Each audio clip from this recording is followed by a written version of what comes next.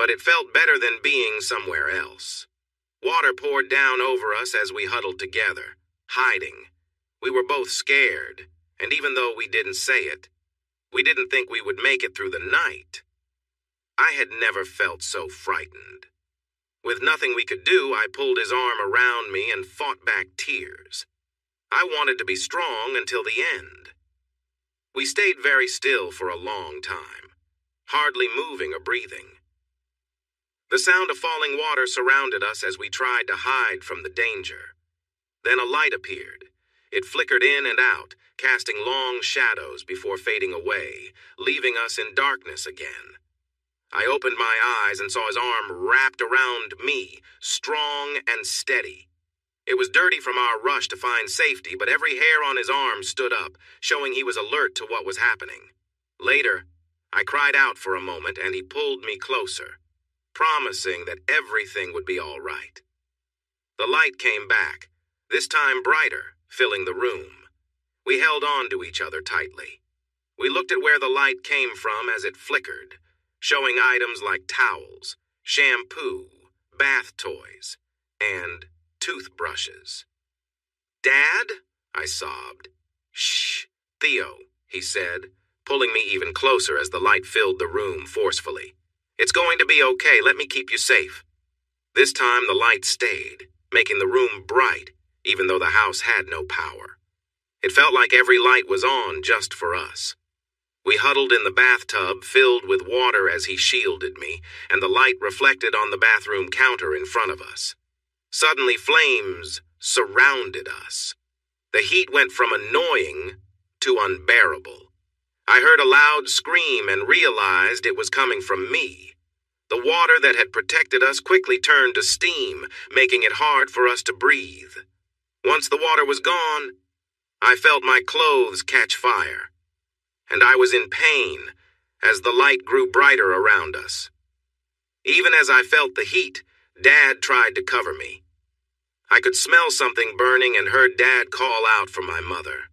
He hoped he could protect me, trying to shield me with his body as we both felt lost in a world of discomfort. Everything around me was painful. There was no dark corner left.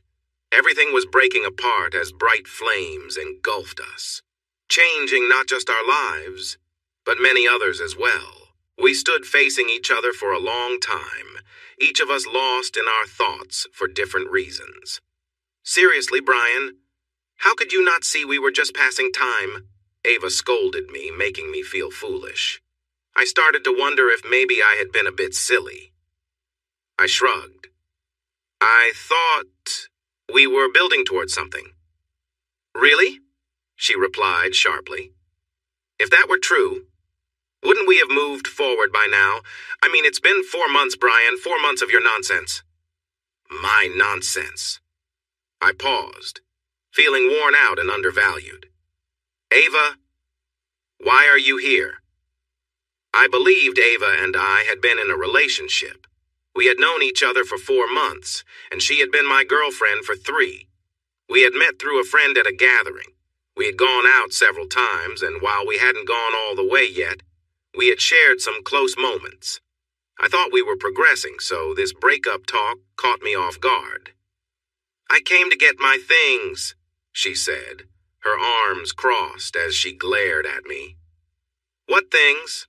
I asked, my irritation growing. She had been distant for the past week, and I was frustrated that she sent a text earlier about coming over without explaining anything else. I had thought we would have dinner, talk about our weeks, and she would tell me why she had been avoiding me when it felt like we were getting closer. My sharp comment about her things made her blush, but she remained defiant. At 24, Ava was a bit heavy-set with blonde hair and brown eyes. She had a pretty face, and I'll admit her looks caught my attention now and then. I thought we got along well enough, and I had hoped it would turn into something more. That was until I saw the look of disdain when I opened the door just moments ago. "My bag and some items. That's what I meant," she said vaguely. She wanted something from me but seemed determined to keep it vague, as she tried to get what she wanted without stating it clearly. A light bulb went off in my head. "Wait here," I said, and then I turned and walked into my bedroom. I returned quickly, tossing a pink bag at her feet. It was a bag she had brought weeks ago when she mentioned staying over, but never did. "Go now," I told her sharply as she opened the bag, searching through it as if looking for something specific. "Where is it?" she asked, giving me an annoyed look. "What is what?" I replied, pretending not to understand. "The bangle," she said. "Oh, you mean this?" I answered, holding up a pretty bangle that I bought for her last month. I twirled it around my finger. It cost about $150. Ava had loved it, so I bought it to impress her. She left it here before, and now she clearly wanted it back, but I wasn't giving it to her. "That's it. Give it to me, Brian, and I'll leave you alone," she said, frowning as she realized I had what she wanted. "Nope," I replied with a smirk. "This was for my girlfriend, and that's not you. So go on and leave my life, but the bangle stays with me." "You're awful, Brian. It's mine," she shot back. "I don't know why I even went out with you. People warned me about you. The only good part was you bought me things. Just give me the bracelet." Hearing her say people thought I was a fool annoyed me. I knew it wasn't true, but the nickname she used made my emotions rise. It was a hurtful taunt from my past, thanks to the scars on my body that I faced daily. Ava had never called me that before, but it was clear she had talked to people I didn't like. "Leave now," I hissed in a low voice. "Get out of my house, and don't talk to me again." Instead of leaving, she put her hands on her hips and laughed. "Why, Crispy? Did I hit a nerve?" she sneered. "For the last 2 weeks, I've been with Brian Dumont. He laughs about everything he takes from you. Your girls, your pride. He's everything you're not handsome and charming." She didn't get to finish what she was saying. I met Brian Dumont back in elementary school. He was a new student who moved from France in 3rd grade.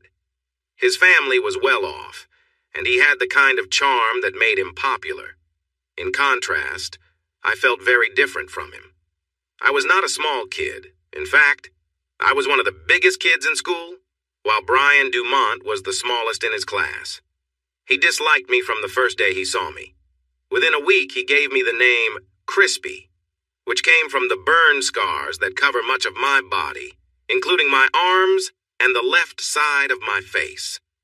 Brian hated sharing the same first name with someone like me. He made it his goal to embarrass me whenever he could, looking for chances to get back at me. He even took my girlfriend, Ava. She didn't know it, but she would be out of his life the moment she left here today. Once she learned how I had sent her away, her time with him would be over. I don't like violence, but before Ava could finish what she was saying, I took her by the arm and pushed her out the front door of my house. Her pink bag followed, hitting the side of her pink Nissan Micra parked in my driveway.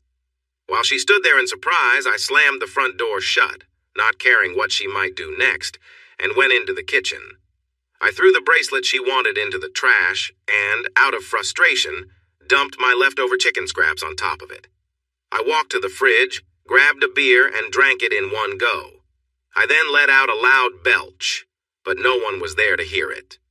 With all the anger brewing inside me, I felt like I could have cooked dinner with the heat coming off me. It wasn't just that I was upset about making dinner for 2 or that Ava had acted poorly. I knew she had a tendency to do that, so it didn't surprise me. It was also that Brian Dumont had troubled me again. No, it was really about my life in general and how the world treated me. Not one to waste food, I cooked and then ate dinner while still feeling angry. I almost pushed my knife and fork hard enough to break the plate. After another beer, I stomped down the hallway to the shower, feeling like a child who had been scolded. I knew my behavior was immature, but I could justify it to myself. I managed to keep my rage from causing any damage to my home. I undressed, and when I got into the shower, I realized I still felt a bit dirty from working that day. I worked as a laborer for a local landscaping company. It was honest work, and being a larger guy, I had the strength to do it well. Most of the guys I worked with ignored my scars and how I looked. When it did come up, they were generally the only group who didn't treat me like an outcast. I realized Ava was not being honest about her comment. I met her through some friends who always supported me. There was a time when my boss hired someone who seemed to know Dumont. This guy kept calling me Crispy all day, laughing and trying to get others to join in. He didn't show up the next day. I found out that he was let go after complaints were made to the boss. After a moment of standing under the hot water trying to cool down, I grabbed my shower gel and fumbled to open it. I was still upset. After my skin grafts, I learned that staying clean was really important to avoid skin infections. I was more likely to get infections than most people, so using soap and shower gel was necessary. When I stepped out and dried off, I looked in the mirror. Overall, I was a tall guy with a strong build. My long brown hair fell past my shoulders. At work, I tied it back. But outside of work, I let it hang to cover my face. I had a noticeable scar on the left side of my forehead, which ran down over my left eye, cheek, and mouth, finally ending on my chin and neck. My left ear had been fixed, but it didn't look quite right, so I often kept my hair over it. My chest had fewer scars, with just one spot on my left side showing where the skin graft had changed color. However, my back was covered in scars, with many patches from skin grafts and discoloration where the skin hadn't fully healed. My left arm told a difficult story. It looked different from my right arm because my skin couldn't grow normally as I matured. It had a purplish look with visible veins. My right arm had lighter scars, but still showed the marks of what I had been through.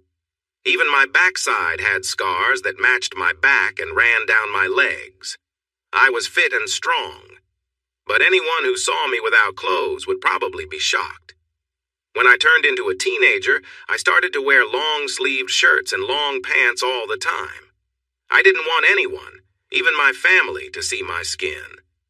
You might be wondering how I got these scars and why I had such severe burns that some kids like Brian Dumont would tease me while others, like Ava, would make fun of me. Some children even ran away crying when they saw me. The truth is, it all started when I was 5. My parents went out for dinner one night, and a girl next door named Tilly, who was 16, was watching my little sister Harper and me. A fire broke out in the kitchen because the oven wasn't turned off properly.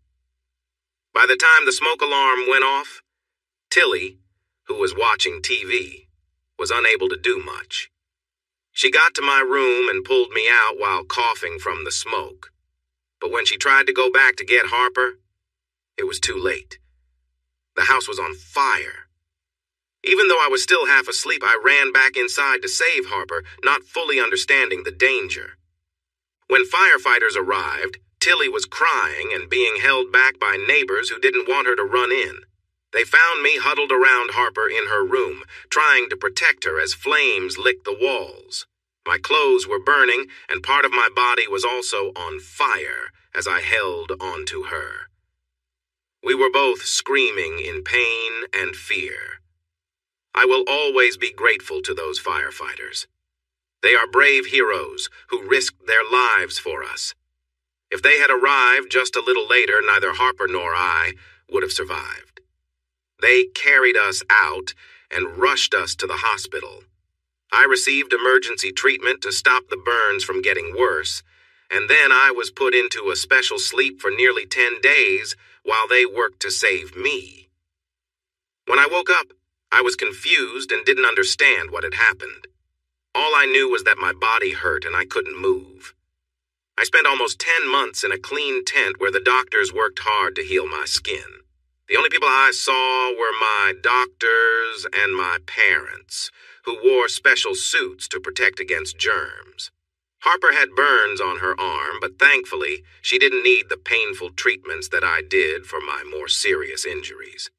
Through it all, Harper has been my biggest supporter. She sees me as her hero, the one who saved her. Throughout school, she even got in trouble for fighting anyone who called me mean names. 3 times, she was sent home for getting physical with Brian Dumont. As for me, the doctors did a wonderful job. After 7 surgeries, my face looked almost normal, even if I resembled a character from a monster story more than a regular person. For the first year, after leaving the hospital, I refused to go outside. I threw fits whenever my parents suggested we go out. But eventually, with Harper's help, I started to visit places. It was hard for me, as people stared. Parents were shocked, and I noticed some babies crying when they saw me. I began school a couple of years late, starting the same year as Harper. Until high school, we were in the same class. She was my best friend, my secret keeper, and my shield. Even though I was much bigger than the other kids, she stood by me. If it wasn't for my little sister, I might have never learned to read or write. As I entered high school and grew older, I became the biggest kid in any grade. My dad's family has always had big and strong men. The women were tall and elegant. I inherited that. And without trying, I started to grow bigger. I quickly outgrew most of my bullies, so they began to tease me when they thought I wasn't around. But they soon learned I was a gentle giant. I faced their teasing week after week. I knew I looked different, so I expected it. I kept to myself, focused on my studies, and rarely talked to anyone besides Harper. After graduating, I got a job with a local landscaping company thanks to my dad's connection with the owner, Jeff. Jeff had known me for many years and would speak firmly to anyone who bothered me about my looks. The first few months were tough. I worked long hours, digging and moving dirt.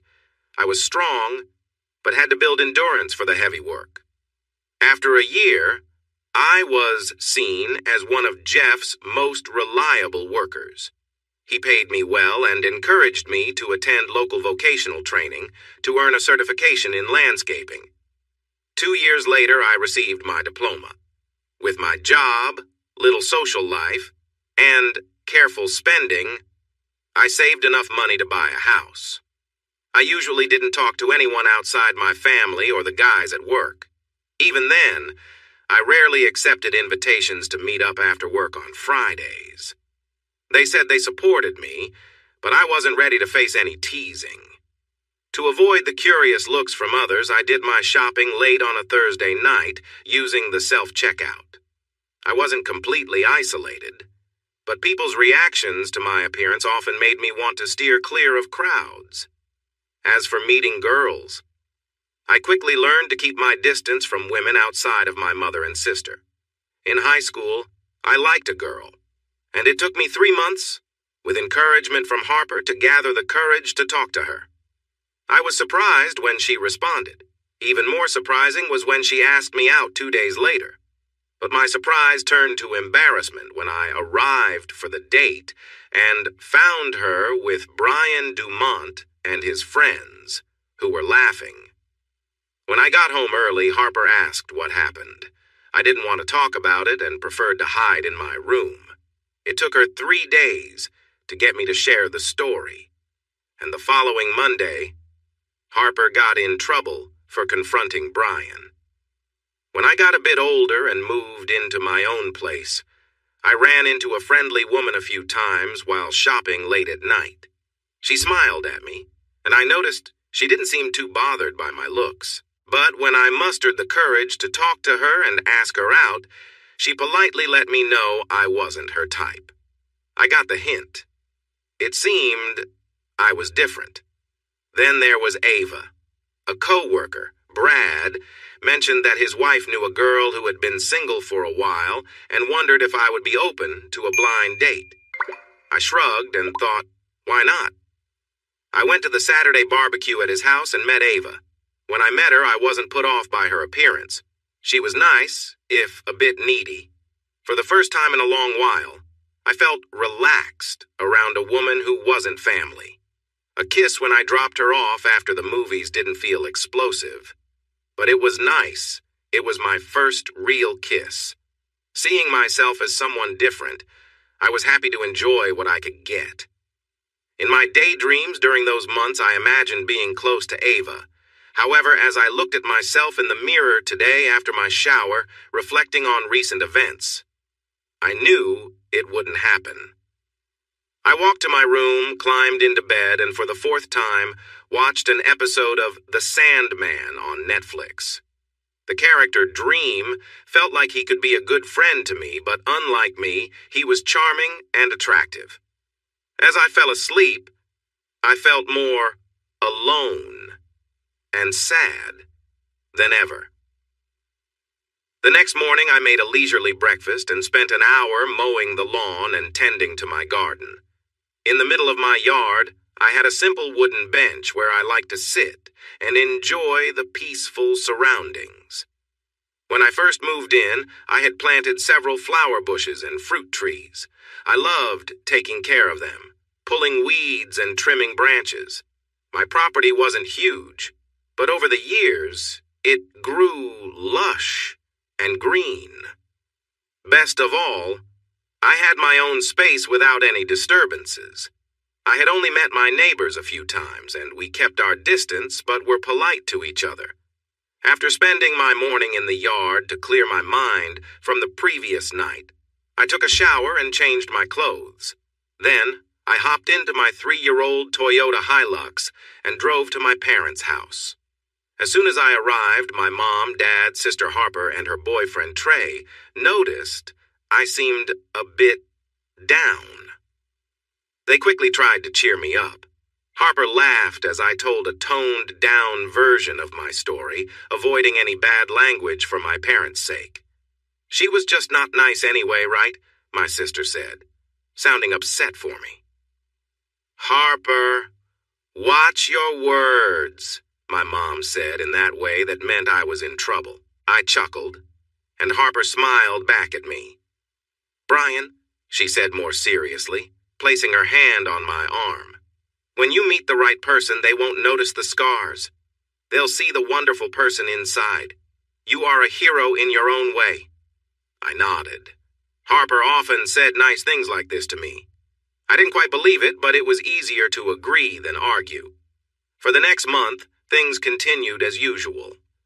I heard at work that Ava had only spent a short time with Dumont before he broke up with her in front of many people at a cafe. After everyone found out what happened, several of her friends turned away from her, including the partners of my co-workers. When I heard the news, I just smiled and told everyone to focus on their work. These days, I was leading one of the 4 landscaping teams that belonged to Jeff. We had some good contracts with our local councils, working on the gardens around parks and highways. While these gardens weren't the most colorful, they were designed to help reduce noise and clean the air, and our team did great work. One Wednesday, about 2 months after what my co-workers called the Ava incident, we were finishing a job when Jeff drove up and approached me with intent. "Hey, Brian, it looks like you're almost done," he said. "Yeah," I replied. "We finished a day early because the ground was easier to work with than we thought. The area will be ready for a playground next month." "Nice work," he said, sounding somewhat distracted. "Hey, Brian, can we talk about something?" My boss's voice surprised me. He sounded serious and a bit unsure. "Sure," I answered carefully. "You know about the fundraiser we have coming up?" he asked. I nodded. I was aware of it. This was the 3rd time he had asked me to go, and I had turned him down each time. Jeff's business was supporting a charity event for children in the burns unit at our city's hospital. The goal was to give the kids a fun day and raise money for new medical equipment that the government could not afford. Yes, I understood it was a good cause, especially since I was a burns victim myself. But being around other burn victims, especially children, was very hard for me. The idea of facing others who might judge me made me anxious. "I'm not trying to make you go, Brian," Jeff said, looking worried. "I know you're not comfortable with that, but I need someone to help set things up. Baz was going to help, but he got sick and won't be able to make it Saturday morning." I paused for a moment, then let out a breath. "Okay," I said finally, and he looked relieved. "But just for the setup, he'll leave after that." The event was taking place at New Farm Park, one of the bigger parks in Brisbane. I picked up a layout map from Jeff to see where I would be helping and then got to work. I was impressed by how well the event was organized. They made great use of the park's space. There were rides for everyone, stalls selling all sorts of fun items, food trucks with delicious snacks, a stage for performances, and even auctions and fashion shows throughout the day. I wondered how they could afford this big event. It seemed like the costs, permits, and insurance would be high. When I talked to Jeff later, he chuckled and agreed, but he added that the many attendees and marketing would help bring in a lot of money for both the machines needed and the businesses involved. Plus, most people helping out were volunteers, and many supplies were donated. Jeff believed that by involving our teams, we could gain new jobs and recognition for the company. Before sending me off to help move chairs into a large tent, he reminded me that the kids would really appreciate a fun day out. I had to admit it was true. The kids deserved a break. While I was in the burns unit, I often felt so bored and stuck. There were only so many times I could watch the same old VHS tapes of cartoons. After spending many months in the clean tent, I wanted to see more than just the trees outside the burns unit. I found out that the preparations for the afternoon had been happening for almost a week. Even though I only spent a few hours in the morning helping to move equipment, it was strange that people weren't looking at me with fear or pity for once. Instead, they looked at me with interest and asked if I was excited for the afternoon and evening. Most of them were very sincere, and for once, my usual bitterness didn't come to the surface. I smiled and said it should be lovely weather for an outing. A few times, people asked for my business card. I was wearing one of Jeff's shirts and happily handed them out, as I always kept some in my wallet. Around 11, I got a text from Jeff to come over to the main area. When I arrived, I was surprised to see Harper and Trey standing with him. I hadn't mentioned Trey much before. He is Harper's boyfriend and one of the few guys I can easily talk to outside of family and work. He is my age, 2 years ahead of Harper and me in school. They met at university, and he didn't mind either Harper's arm or my scars. He had an older sister with Down syndrome, so disabilities didn't bother him at all. Trey usually followed my sister wherever she went. I had no doubt they would end up married one day. 6 months ago, they had moved in together, and Mom had started hinting about possible grandkids in the future, which made Harper laugh. As I walked up to the group, I hugged Harper and shook Trey's hand. "Hey, bro," Harper said with a smile. "Have you been helping out this morning?" I nodded. "Yeah, Baz is unwell, so I'm filling in. I'll be off soon." No, my sister said, shaking her head. "Here." She handed me a backpack. "This has a change of clothes. Go get changed over there and come back. You're with us this afternoon." All three of them noticed my panic. Me? Out in public? With lots of people? That wasn't something I wanted. "Brian," Trey said softly, "it would really mean a lot to Harper if you stayed. You don't have to do anything but be with us, and you can choose if you want to talk to anyone." I looked at Trey, then at Jeff, who looked pleased, and finally at my sister's hopeful face. They all knew that if anyone could convince me to stay, it would be her. I sighed. "All right," I said, feeling defeated. Harper started to cheer, and I held up my scarred hand. "But I'm not talking to anyone I don't want to. And if someone says something weird, I'm leaving. I came back a few minutes later feeling more unusual than ever. Harper had packed me a pair of jeans and a blue short-sleeved shirt that I usually only wore at home. Whenever I stepped outside, I preferred long sleeves to cover my scars. But I couldn't complain too much, since Harper was wearing a top that showed the big scars on her arms. She linked her arm with mine. Smiling widely, she led me where she wanted us to go. Just before we started walking, I spotted someone. "Hey, Baz," I called to the person coming up behind Jeff. He turned. "Hey, Baz," he replied before looking at me and then back at Baz. "Glad to see you're doing better." "Yeah, Baz, it was a quick recovery," I added with a hint of sarcasm. Both of them turned a little pink. I looked down at my sister, who still had her arm locked in mine, and she grinned, happy her plan worked. "Brian, you're going to have a great afternoon," she told me as she guided me away from the crowd toward the food trucks. "Can you buy me one of those pulled pork sandwiches?" You know what? After the food and wandering where my sister wanted to go, she was right. I was having a great afternoon. Harper stayed close to me, and I felt joyful. We walked through some stalls that were still getting ready. A few times, she recognized the vendors and introduced me as her brother, who had helped her when we were kids.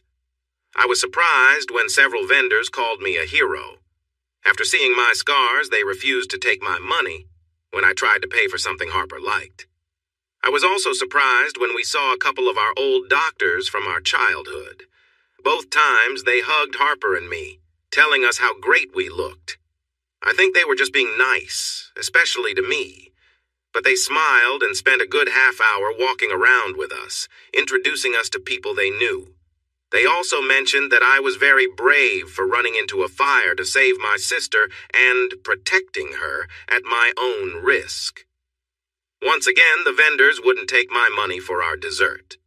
The word hero was used a lot, and while I felt a bit shy, it was nice not to be looked at suspiciously, or like I didn't belong. As the day went on, our parents arrived, and Mom hugged me tightly, as if she hadn't seen me in a long time. She told me how proud she was of me for coming out for the event. Even my dad gave me a hug and smiled. I was surprised when the word hero came up during our chat. Harper was glowing after each conversation, and I could see she was trying not to say, "I told you so," while I was working hard to hide the smile that wanted to shine through. All afternoon, I didn't feel like the monster I used to think I was. Instead, I felt like a real person. We were enjoying ourselves when the kids from the Burns unit arrived. They brought special buses to take the kids from the hospital to the park, which was just a short ride away. Sadly, not all the kids could join us. Some were too unwell or at risk of infection, but I was glad to learn that a special meal, fun activities, and toys were being sent to those who couldn't make it, so they wouldn't miss out completely. When the buses pulled up and the kids began to get off, my friends and family, including my parents, Harper, Trey, Jeff, two of my doctors, and a few of my co-workers with their partners, helped guide the kids through the crowd to their special area. No one questioned us as we moved through. We just helped. As I looked at the kids, I noticed they seemed unsure about how the adults would see them. I remembered what it felt like when I was a scared child who was badly hurt. I watched as people stepped aside. Many smiled sadly, some turned away, and I saw a few women wipe away tears as the kids walked by. Most of the kids could walk, as their burns had healed enough or were not serious enough to need much help, but some were in wheelchairs, able to come out for the day but needing assistance to move. As we walked with the kids, the crowd continued to part for us. I felt sad for those kids who couldn't play, run, or jump, and who needed help just to be here. But they were here, and the whole event was meant for them. When we got to the games area, where all the fun activities were set up, I smiled even as a tear rolled down my cheek when I saw the children trying their luck at the games. "Are you all right, Brian?" Harper asked me as I watched a group of kids playing a ring toss and winning prizes. I sniffed as I saw another group giggling while playing with a clown figure. I felt both happy and sad watching them, torn between wanting to laugh at their joy and feeling upset for the challenges they faced. I took a deep breath. "Yes," I whispered softly. "Harper, I've been so focused on myself. I mean, these kids. I could have been there for them." My shoulders drooped as I realized I shouldn't have stayed away from the burns unit. When Harper, my family, or my doctors asked me to visit, I should have gone instead of hiding. Feeling overwhelmed, I knelt down, watching as each child won a prize at the games, no matter the outcome. I felt really sad when I saw two kids, probably a brother and sister, playing a game together. The sister was in a wheelchair, and she had lost most of her hair. Her burns covered almost as much of her skin as mine did. Her brother had burns too, with both of his arms and one leg wrapped up. I couldn't help but gaze at them as Harper, who was with me, noticed where I was looking. She smiled kindly. The little girl was cheering as her brother played the game for her. He was happily accepting a big pink unicorn toy on her behalf. Both kids were smiling brightly, and I found myself swaying back and forth, remembering when Harper and I were younger. "Come on, Brian, let me introduce you," my sister said after a moment, helping me stand and walk over to the children. There was security all around the kids, since they were in the games area, and the public wasn't allowed too close while they were having fun. But Harper knew them, and the three of us, including Trey, were allowed to go through right away. "Hey, Tim. Hey, Sonia," Harper said with a big smile. "How are my favorite twins?" Both kids turned at Harper's voice, and their faces lit up with huge smiles. "Harper!" they both shouted together. "Look, Harper," the little girl said, holding up the unicorn. "Tim won me this toy." "You're such a good brother, Tim. Sonia is lucky to have you," Harper praised the boy. I stood quietly, unsure of what to say.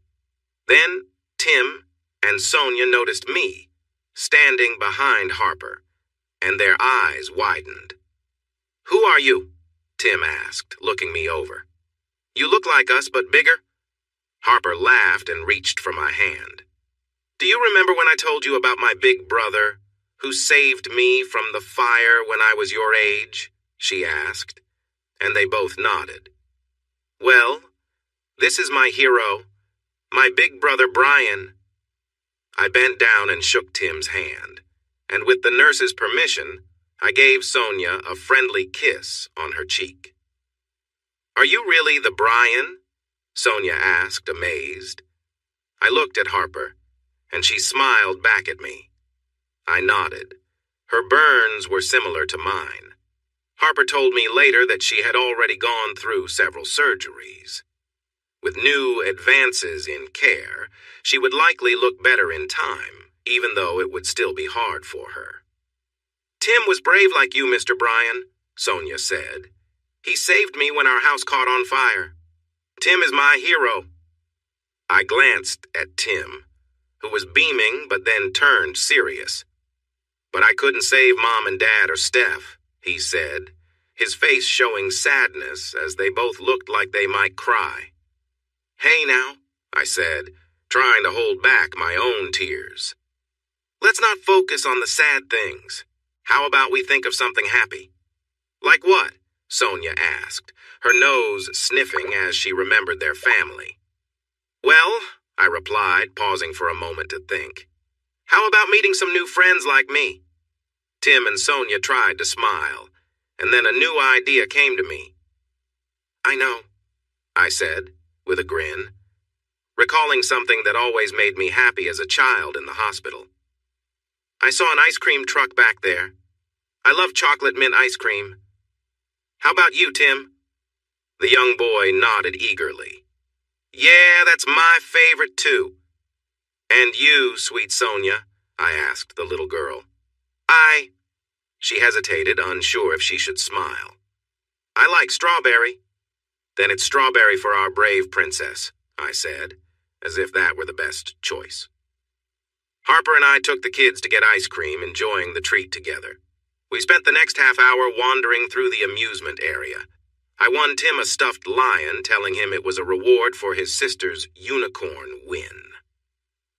Then we found a nice spot on a hill where we could see the stage, a special area just for kids and their guests.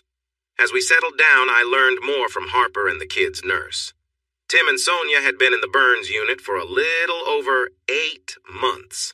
A house fire had tragically taken their parents and older sister. Firefighters saved Tim and Sonia, but they couldn't save the rest of the family. Now, as orphans, they were under state care, staying in the hospital until they were strong enough to move to foster care together. The nurse told me that Tim and Sonia were usually brave for each other, but there were moments when they cried while missing their family. I felt Harper gently hold my hand, wiping a tear from my cheek as I listened to their story. And I returned the gesture for her as well. As the afternoon went on, more families arrived at the venue. I was curious about what was happening when suddenly almost every kid screamed with excitement as something started on stage, including Tim and Sonia. Surprisingly, the popular children's group, The Wiggles, appeared at the event. For the next 40 minutes, the stage filled with cheerful children's songs. Kids danced and sang along, even Sonia in her wheelchair, who bobbed her head to the rhythm. It was a little strange for me. A few times I couldn't help but laugh at the lively dance moves of the kids. Sonia reached out her hand, and I carefully took hers, swaying lightly while dancing to the music for her. Occasionally, I felt someone looking at me, not in a way that felt uncomfortable, but more personal. Yet when I glanced around, I only saw the kids, Harper, Trey, and their nurse. After the performance, the group members came over to greet many of the children in the VIP area. A photographer took pictures of the Wiggles as they greeted their young fans. I was surprised when the group, dressed in bright colors, asked Harper and me to pose with them. Harper was a natural in front of the camera, and I think I managed to look okay too. Later, there were many tears as the children were helped onto the buses to return to the hospital. I promised I would visit Tim and Sonia soon, and Sonia made me promise with a pinky swear before she would let them load her onto the bus. "You're a good man, Brian," Trey said, putting his hand on my shoulder and wrapping an arm around my sister, who was crying as the buses pulled away. "Thanks," I replied, feeling a bit choked up, waving and smiling at the departing buses. I'm glad you encouraged me to come today." Harper looked at me with bright eyes. "I knew you would make a difference, Brian," she said. "Those kids have struggled like we did, and even with my scars, you showed them that life goes on and you can still find joy. Your ice cream idea was perfect." "Thanks. It helped me too. I feel lighter and happier," I replied honestly. I turned back to the event, which was still lively. "So what's next?" Harper jokingly placed a hand on her chest. "Oh my, did my brother just mention wanting to be out in public more?" I laughed. "Enjoy it while it lasts, sis," I said. "I'm feeling good today." My sister led us back through the booths, and I met some of Harper and Trey's friends. They welcomed me warmly, not like a stranger, but as Harper's big brother. I blushed several times as she introduced me, and they treated me like I was really special. Harper also introduced me to some other adult burn survivors who were, like me, just trying to live their lives without drawing too much attention. By late afternoon, there were almost 24 of us enjoying each other's company. For the first time, I felt like I belonged and was truly appreciated. As the sun began to set, Bands started performing on stage, and we all moved closer, singing and dancing together. A couple of hours later, we found ourselves near the front as the MC, a lady from the local news, took the stage and announced that the fashion show was about to begin. She explained that the models and designers had donated their time for this event, and each outfit would be auctioned off later in a special tent, with all the money going to help the kids. I was smiling and laughing, and I could see how happy Harper was to have her big brother enjoying this time with her. She hugged me just as much as she hugged Trey, and it felt nice. For once, it felt really nice. As the fashion show began, models walked down the runway wearing outfits from around the world. We all gasped and cheered as each model was introduced and showed off their outfits. There were some playful whistles as the girls and then the guys walked by. The models stayed professional and ignored the attention. I have to admit I felt a bit jealous of the guys as they walked down the runway with their perfect skin and looks that could make anyone admire them. At one point, I closed my eyes and wondered what it must feel like to be admired like those models. I got lost in my thoughts until I noticed that the crowd had gone quiet. Opening my eyes, I saw that one of the models, who was stunning, had stopped in the middle of the runway. What surprised me more was that she was staring right at me. At first, I thought that she couldn't look away from someone so different, like me with my scars. But as the quiet grew, the model, who I remembered was named Lurandra, pointed at me and waved me closer with a simple gesture. She wore a beautiful white dress that reached her ankles and flared out gently, almost like a wedding train. There was no doubt that Lurandra was looking directly at me and not at anyone behind me.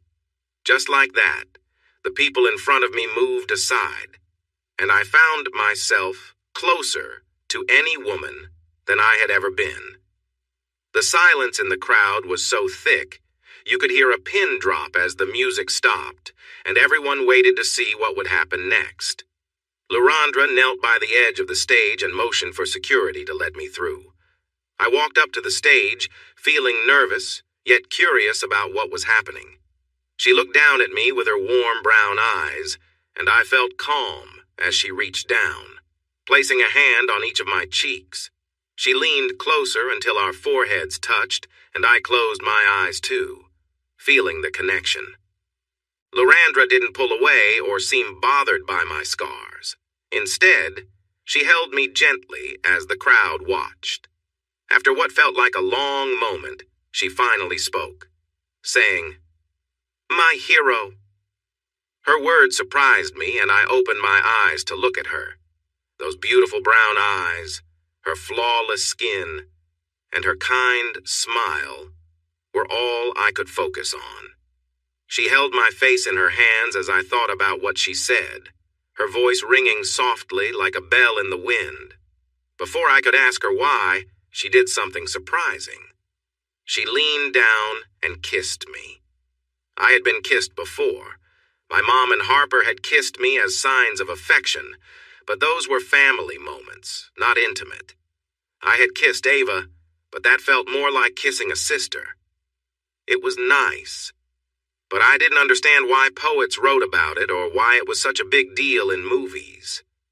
Kissing Ava was pleasant, but it didn't change my life. But when this remarkable woman who had traveled the world and was admired by many pressed her lips to mine, everything changed. Even with thousands of people around us and other models on the runway, Lurandra kissed me. She held my cheeks, and her lips were soft on mine. I felt her urge, her wish for me to kiss her back. I slightly opened my lips and caught a hint of mint and freshness, but then her tongue touched my lips, and the kiss continued. I closed my eyes again and felt like there was no one else around. Great kingdoms rose and fell. The earth changed and cities grew and faded, but we continued to kiss.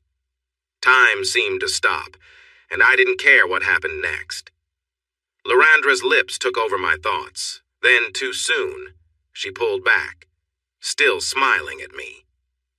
I stood there in shock as she slowly stood up, her hand lingering on my cheek before it dropped away. I watched her walk away confidently, as if nothing had happened. When she reached the end of the stage, the crowd erupted in cheers. But I barely heard it, still lost in the moment. I touched my cheek where she had held my face and ran my tongue over my lips, remembering the kiss. The rest of the evening passed in a blur. People I didn't know patted my back and congratulated me. I recognized Harper, Trey, Mom, Dad, Jeff, Baz, and a few others talking to me. But I couldn't remember what they said or how I responded. When I got home, I fell straight into bed. As I drifted off to sleep, I wondered if the whole thing had been a publicity stunt. An international supermodel calls out the most noticeably scarred person in the crowd, kisses him in front of everyone, and then walks away. Was she just trying to show the world how kind she was? It would definitely make the news and help her earn more money. Yet when she called me my hero, when she touched me, when I saw the look in her eyes, and when she kissed me, it didn't feel like a stunt for attention. It felt real, like there was a connection between us. After that, I fell asleep, feeling happy. I had my first real kiss, and I began to think that maybe someday I could have a life with a special woman. The next morning was Sunday, my day to sleep in, but by 7:30 my phone kept ringing. After the third buzz on my bedside table in just a few minutes, I picked up. "What?" I said, not even caring who was calling and waking me from a nice dream about a famous supermodel. "Bro, are you up?" My sister Harper's excited voice came through the phone. "Harper," I said, annoyed. "It's Sunday and it's only 7. I glanced at the clock. 33. Why are you calling me? "You're on every channel, Brian," Harper said, ignoring my irritation. "Turn on your TV." I groaned, but reached for the remote and turned on the TV. It showed one of those morning talk shows that discuss news and the latest gossip. This time, they kept showing a clip of me. Well, not just me, but the kiss Lorandra gave me. I turned up the sound. One of our top stories this morning. Yesterday was a big fundraising event for burn victims in Brisbane's new farm park. The event raised nearly $600,000 for medical equipment, much of which will help children. But the big question is, who is the man that international supermodel Lorandra stopped a whole fashion show for? The unidentified man was called up and kissed in front of nearly 2,000 people. This morning in entertainment news, we will explore Lorandra's rise to fame and try to uncover who this mysterious man is that she called my hero. In other news, I was shocked. I had never wanted the spotlight, and I had never met a supermodel before, let alone been noticed by someone so beautiful. "Brian, are you still there?" Harper asked. "Yeah," I replied absent-mindedly. She giggled. "Trey says you looked really cool in the clip," she teased, making me chuckle. "Well, I did get to kiss a really amazing woman," I said, smiling as I remembered her lips. "I think he's just a bit jealous that he only gets to kiss you." "Hey," she replied playfully. "I might not be a supermodel, but I know how to make my man happy." "Too much information, Harper," I chuckled. "Really too much." We chatted a bit more and wondered why Lorandra had noticed me in the crowd. Our conversation was interrupted when Mom and Dad joined me on a conference call to share some news. After another half hour in bed, I decided I wouldn't be getting any more sleep and got up. I spent a relaxed Sunday at home and even caught a few glances from my neighbors while mowing the front yard. For the first time, when they looked at me, I didn't look away. I smiled and waved, and they smiled back. Maybe it wasn't so bad to be noticed. On Monday, at work, we started a new public park project that Jeff had gotten approval for. The media had found me again, and soon I was surrounded by reporters with cameras as I got out of my truck. "Is it true that you're dating Lorandra?" one asked. "How long have you two been together?" another inquired. I felt stunned and just stood there for a moment. I instinctively started to pull my sleeves down to cover my arms. One reporter noticed and quickly asked, "How did you get your scars?" "Hey!" Jeff called out as he got out of his truck and came over to me. "Leave Brian alone!" "Mr. Webb," one reporter pressed, "how long have you known about the relationship between Mr. Other and Lorandra?" Jeff's expression turned serious. "Listen up, everyone," he said firmly. "What relationships Brian has or doesn't have are none of your business. He's a great worker, one of my best, and right now you're getting in the way. Unless you want to face complaints for bothering him, I suggest you leave and let us do our jobs." With that, Jeff took out his phone and snapped a picture of the group of reporters, making sure to capture their logos. He then led me back to his truck, giving a quick look at the reporters lingering around. "Just ignore them, Brian," he said. "They're just looking for a story, but they'll hopefully leave us alone. Are you all right?" I nodded and didn't say anything.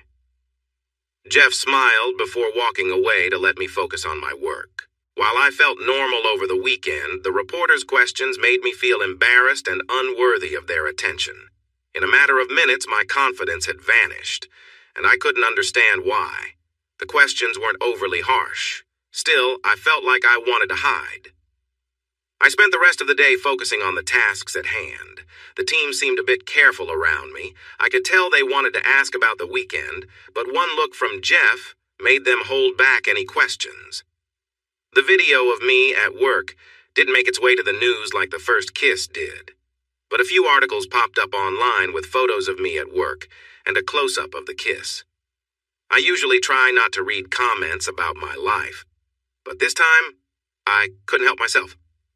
Some comments said, "It was just a publicity stunt," or "She's using him for attention." Others felt sorry for me, saying, "She's taking advantage of him." There were even comments on my scars, but many others defended me, which I appreciated. 2 weeks later, I went back to being just Brian, a big guy with scars and my usual self-doubt. But things changed a bit. On the second Friday after the event, I was invited to the pub after work, and I surprised everyone by saying yes. I wouldn't say it was the best night ever, but sitting with my coworkers, sharing laughs and drinks, was enjoyable. I noticed a lot of people staring at me. Maybe it was my appearance or because they recognized me. I heard a few whispers, but my friends bought me some beers and it kicked off a nice weekend. The next morning, I read a news article saying Lorandra was in New York and rumored to be dating an actor. Some comments said the actor wasn't even close to being as good as I was, the guy she kissed in the park. That made me smile. Since that event, my weekends changed. Now I spend most of my Saturday mornings at the hospital in the burns unit. After spending time with kids at the park, I realized that I had something important to share. Many of them needed someone to help them feel normal, find jobs, start relationships, and navigate life. They looked at me with my scars and saw someone who had been through a lot, but was still living a good life. It gave them hope. When I first visited after the event, everyone, doctors, parents, and kids, welcomed me warmly. My favorites quickly became Tim and Sonia. They spent a lot of time talking with me about their favorite things, especially the unicorn and lion, and a picture of Harper and me with them and the Wiggles. About a month later, I convinced Jeff to let me take the morning off. That day, Sonia was about to take her first steps without help. Everyone cheered when she made it across the small walkway of 5 steps. I felt so proud in that moment. After her walk, Sonia came to me for a big hug and kissed my cheek. Tim and Sonia might not be my children, but I had a special connection with them. I knew that wherever they went, we shared a bond now. I promised to always be there for them whenever they needed me. The next Saturday, almost 3 months since that day in the park, I was in the hospital cafeteria eating a barely edible muffin and sipping some terrible coffee before heading to the burns unit to see Tim and Sonia when a woman sat down across from me. I looked up, surprised. I had to admire her boldness to sit down without asking after everything that had happened. At least she looked a bit shy. "Hey," she said after a moment. I wasn't sure what to say back. "Hi," I replied flatly. "What a surprise to see you here," she said, trying to start a conversation. I lifted my coffee cup, taking a sip of the bitter drink that was getting cooler by the second, and frowned at the cup. "Not really. You knew I would be here," I said. "That's true," she admitted. "I've just been waiting for the right moment to speak with you." I sighed, thinking about the ups and downs of the last few months, the growing friendship with Tim and Sonia, feeling more comfortable around others, and how my co-workers encouraged me to open up. I remembered that day in the park when everything changed, and then focused on the woman in front of me. I stood up, tossed the muffin and coffee cup in the trash, and walked out of the cafeteria towards the burns unit, leaving her behind, surprised that I would just leave. "Brian, wait," she called out, following me. She started. "I thought we could talk about what happened. See if we could." "About what?" I interrupted, feeling angry and turning to look at her, ignoring the people around us. "Do you really think after everything I would welcome you back and say, 'It's all okay'? You didn't mean to hurt me?" "Is that what you expect?" I told her, noticing the worry on her face. "Well," she responded, "not exactly like that, but Brian, we could, I mean." "No," I interrupted, starting to walk away again. "Come on, Brian," she said, still following me. "Look at you. You're so much more confident now, and you're in public. You've even been on the news. What could it hurt?" "Ava," I said, turning back to her with anger, "you treat me badly when we were together, only using me for what I could give you. Then you went and got close to one of the few people I truly dislike. Why would I ever want to be around you again?" "Because who in this entire world would ever give a chance to someone like you but me?" she replied, then realized what she had just said and quickly covered her mouth. I stared at her for a moment. "Brian, I didn't mean," Ava said, her eyes wide. I stepped toward her, straightened up to my full height, brushed my hair off my face, and looked down at her. I felt proud of my scars, standing tall while I looked at her like she was something unappealing. "So what?" I said coldly. "Good old Brian Dumont got tired of you after he got what he wanted and then left you when it was over. You saw me get some attention on the news and thought maybe I would want you back. But I think you really meant what you said. Is that how you see me? Worse than what you are?" She looked away, showing shame, which confirmed my statement. "Just so you know, Ava, it's not that you're not slim that keeps people from wanting to date you," I told her, now with a softer tone. "It's that you can be difficult to be around." I continued. "Thanks to my experience in the park, I know that I have worth that goes beyond my scars. There are people who care about me, and someday I will meet a woman who sees the real me, not one who just settles because she's afraid of being alone." I took a moment to relax as I noticed she looked like she was about to cry. "Look, Ava," I said gently, "there will never be anything between us again. You damaged that when you ended our relationship. I don't want to hate you. Just take care of yourself, stay away from people like Dumont, and next time you find someone interested in you, try to look beyond any flaws he has and show him that you can be a better person. Be a better person." She lowered her head and nodded sadly. I'm sorry, Brian. I really am. I'll try to do better." "That's all anyone can ask," I said, smiling at her, even though I didn't feel like it. We said our goodbyes, and Ava walked back slowly to the cafe, as if the world had weighed her down. Maybe something I said would help her. As for me, I felt both good and sad after our talk. I had never stood up for myself like that before, but hearing Ava's thoughts about wanting someone to care for me still made my heart hurt. A few minutes later, I arrived at the Burns unit. I put on a brave face and went inside to spend time with others who, like me, had to fight to be accepted despite their appearances. Not long after, I was sitting with Sonia and another girl, Megan.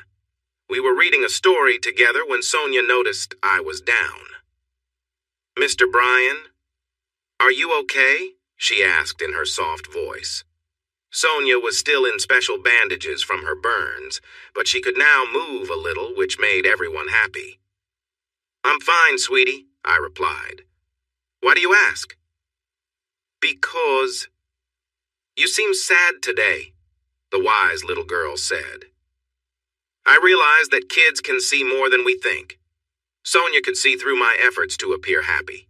I leaned back on the couch, closed my eyes, and listened to the activity around us.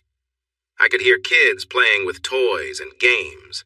Some were with their parents, friends, or nurses, while others sat quietly, dealing with their challenges. The mood in the room shifted between hope and sadness.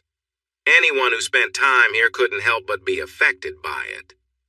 As I sat with Sonia and Megan, I took a moment to think about how to answer Sonia's question. When I opened my eyes, I smiled at my little friend, a fellow burn survivor who would face many of the same challenges I had. I promised myself to support her and her brother as much as I could in the future. "I guess you're right. Today I'm feeling a bit sad," I admitted. "But why, Mr. Bryan?" Megan asked, no longer focused on the book we were reading. "Because sometimes people can be unkind," I told the girls, and they nodded in understanding. On the way here today, someone who was unkind to me before tried to talk with me. Today, when I talked with her, she again used words that felt hurtful to me. "We don't look like other people," Sonia said wisely, then glanced to the side, distracted by someone sitting behind us. "No, we don't," I agreed. "But just because we look different doesn't mean it's fair for others to treat us as if we don't have feelings, dreams, and hopes like everyone else. Unlike others, we have to be braver because some might think they understand our struggles and feel sorry for us. But it's up to us to show them how to be better." I paused, trying to find the right words when a voice echoed in the room. "You need to show us how much you matter," the voice said, and I turned to see Lorandra. She was taking off a big straw hat and large sunglasses to reveal herself smiling at me. "Hello, Bryan," she said. Everyone in the room had stopped watching us. Sonia looked confused while Megan was bouncing with excitement. "It's her, Mr. Bryan. It's the woman who kissed you, Luata," Megan said, happily. "Lurandra," I corrected her, and then turned back to the supermodel. "Ms. Lurandra, may I ask what you're doing here?" She smiled, a bright smile that could light up the room. "Of course. I would be lying if I said I didn't come to talk to you," she told everyone, now paying attention. "But I also spend time visiting kids in hospitals around the world, so I thought I could do both today." I nodded, having taken an interest in her career since that day. She became famous about 8 years ago at the age of 17 and quickly became a well-known figure on the catwalk. Behind the scenes, she was known for being straightforward. While she attended parties, she was also recognized for staying away from the darker side of the industry, including drugs. Lorandra was tall and graceful, perhaps about 5 feet 7 inches. Even off the runway, she moved with a confidence that drew people's eyes. She had a warm smile and often brushed her long brown hair back over her shoulder. Fashion blogs frequently mentioned how her soft brown eyes seemed to show real compassion for everyone around her, something many models didn't have. She was always in high demand for shows in the US and Europe. At the same time, she generously donated her time to model for charity events, like the one a couple of months ago in New Farm Park. She was known for skipping many big events over the years to attend fundraisers, which made her even more popular in the high fashion world. Lorandra spent the next 3 hours with me as we played games with the kids. We laughed and smiled as we took turns reading stories and helping them build towers out of blocks. She even entertained the kids by showing them some simple magic tricks. Tim told me she was his favorite person in the world when she showed him how to make a coin disappear and reappear. During the afternoon, Lorandra noticed me looking around nervously a few times. On the third time, she asked what was wrong. "I'm just curious when the cameras will show up," I said, feeling a bit anxious but knowing it was likely to happen. Lorandra seemed a little upset. She pointed to an older woman in the corner. "See that woman?" she said. When I looked, the woman waved at me and smiled. "She is my agent, and she's the only one who can take any photos that may be shared publicly. No photos will happen without the approval of everyone in them." "Brian," she said, seriously as she looked at me, "I need to talk to you after this. There are some things I need to explain." I felt uneasy, but nodded. "Okay." Finally, we wrapped up our time with the kids. Lorandra hugged them and took a lot of photos with her agent. She also chatted with the adults. When it was time for her to take a picture with Tim and Sonia, they both insisted that I join them. I put on my best smile as her agent took several pictures. "Beautiful," the older woman said with a smile. "I'm Sandra," she said, offering her hand to me while Lorandra spent a few more minutes with the kids. "Brian," I replied, unsure what else to say. Sandra placed her hand on my shoulder in a friendly way. "I know," she said simply. "This isn't our first meeting." "It's not?" I asked, puzzled. She shook her head and smiled, but her smile seemed filled with sadness, a pain that was hard for me to understand. This woman seemed to carry a deep sadness, but hid it well, making it hard to recognize unless you had your own hurts. "I'll let Lorandra explain," she said softly. "After that, I would also like to talk with you." I nodded, completely confused about what she meant. About 20 minutes later, as the glamorous supermodel was saying her goodbyes and thanking the staff for their help, I said goodbye to the kids and waited outside of the Burns unit. "Thank you, Brian," Lorandra said as she left the room with Sandra beside her. "I didn't mean to surprise you, but I couldn't help it when I heard you talking about how people react to burns." I nodded, noticing that she didn't flinch at my appearance or treat me like I was different. She maintained strong eye contact, which made me feel a bit awkward at times while we spent time with the kids. She put on a big hat and some simple glasses. She explained that since it was getting dark, wearing sunglasses would draw just as much attention as not wearing the hat and glasses. Usually, the plain glasses, which weren't prescription, helped keep the reporters away long enough for us to move on. Sometimes she would still get recognized, but mostly it worked. "But walking with me makes it hard to blend in," I said. "That's true," she replied simply. We talked about various places to meet and finally decided she would come to my place for dinner. I shrugged and gave her the address. 2 hours later, there was a knock on the door, and I opened it to see Lorandra and Sandra standing there with shopping bags. After greeting them, I led them to the kitchen, and we started to unpack steaks, cheese, tomatoes, lettuce, carrots, gourmet sauce, and ice cream for dessert. It was all pretty simple, and I couldn't help but laugh as we prepared dinner together. Sandra asked what was so funny. "I'm in my kitchen making dinner with a supermodel and her agent, and the model is eyeing the biggest steak like she wants it all to herself. I thought all supermodels only ate salad and air. Sandra laughed out loud while Lorandra blushed. Despite what people think, Lorandra said, we models do enjoy a good meal sometimes. A few minutes earlier, she had placed a large pan on the stove, and now it was hot with a bit of oil and garlic sizzling ready for the meat. She seasoned the 3 steaks with just some oil, salt, and pepper. Without saying anything else, she added the steaks to the pan. The smell of cooking meat filled the air, and she turned to look at me. I do need to keep an eye on my diet, though, she explained. I'll have to spend a bit more time in the gym this week before my next show, which is next month. But this is good food. And aside from the cheese, nothing is processed. So I want to enjoy a nice meal with someone I hope will be a good friend. I raised my eyebrow as she smiled warmly at me, and I responded, Sounds fair. The dinner conversation was light and friendly. Sandra said little, but she watched closely as Lorandra and I talked.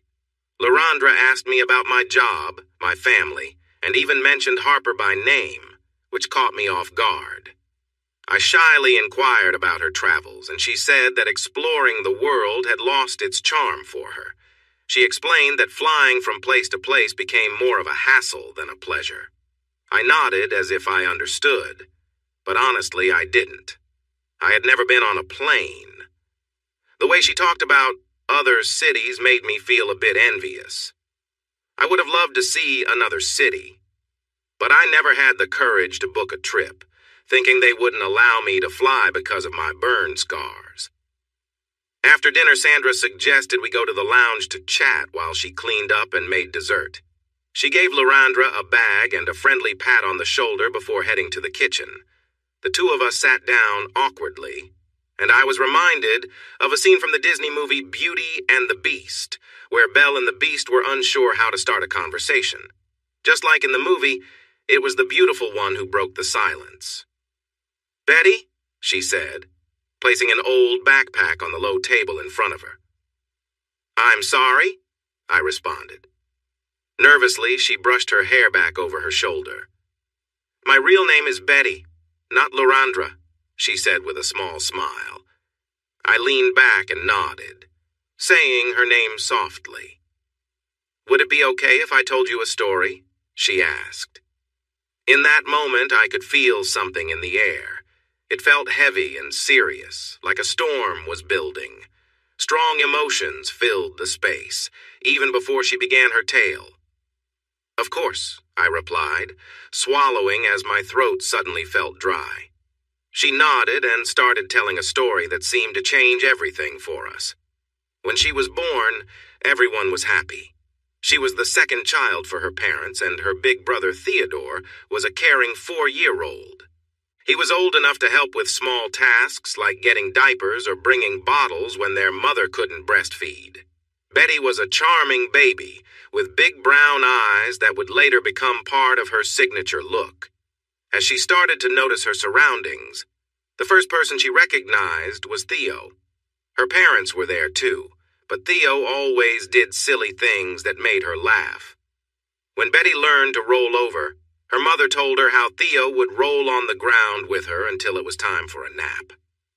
When Betty was ready for solid foods, Theo enjoyed feeding her mashed apples and vegetables. He was the one who helped her take her first steps, while their parents watched with pride. He also helped put a Band-Aid onto her knee the first time she fell off her little tricycle and cried. Theo was the best big brother anyone could ask for, and no one could disagree. Their mom would share stories about him being a lively 6-year-old when Betty was 2. Sure, he got in some trouble for sneaking chocolate or avoiding his greens at dinner, but he loved Betty dearly. Everything changed with a fire.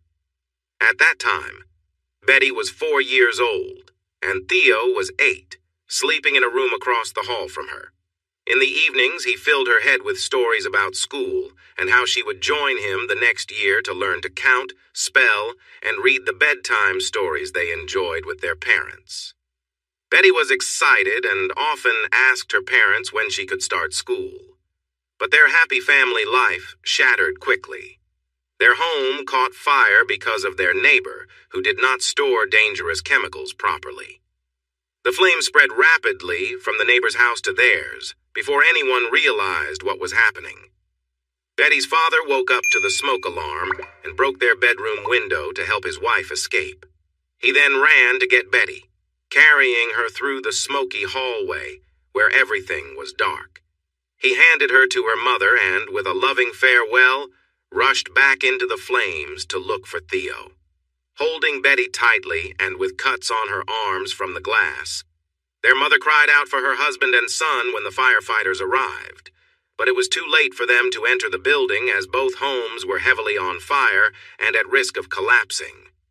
For more than 30 minutes, the brave firefighters worked to control the blaze. Once it was safe enough, they entered the still warm remains of both homes. In the neighboring house, they found the body of the man who had mishandled the chemicals. In Betty's house, they searched for her father and brother. Her father, despite being badly hurt, had somehow helped young Theo into the shower and turned on the water, using his own body to protect the boy. Though their father had sadly passed away, Theo had miraculously survived. He was found holding on to life in the ruins of their home, protected by the water and his father's shield. However, Theo had suffered serious injuries. Theo, who brought joy to his little sister, fought to stay alive for almost 3 weeks.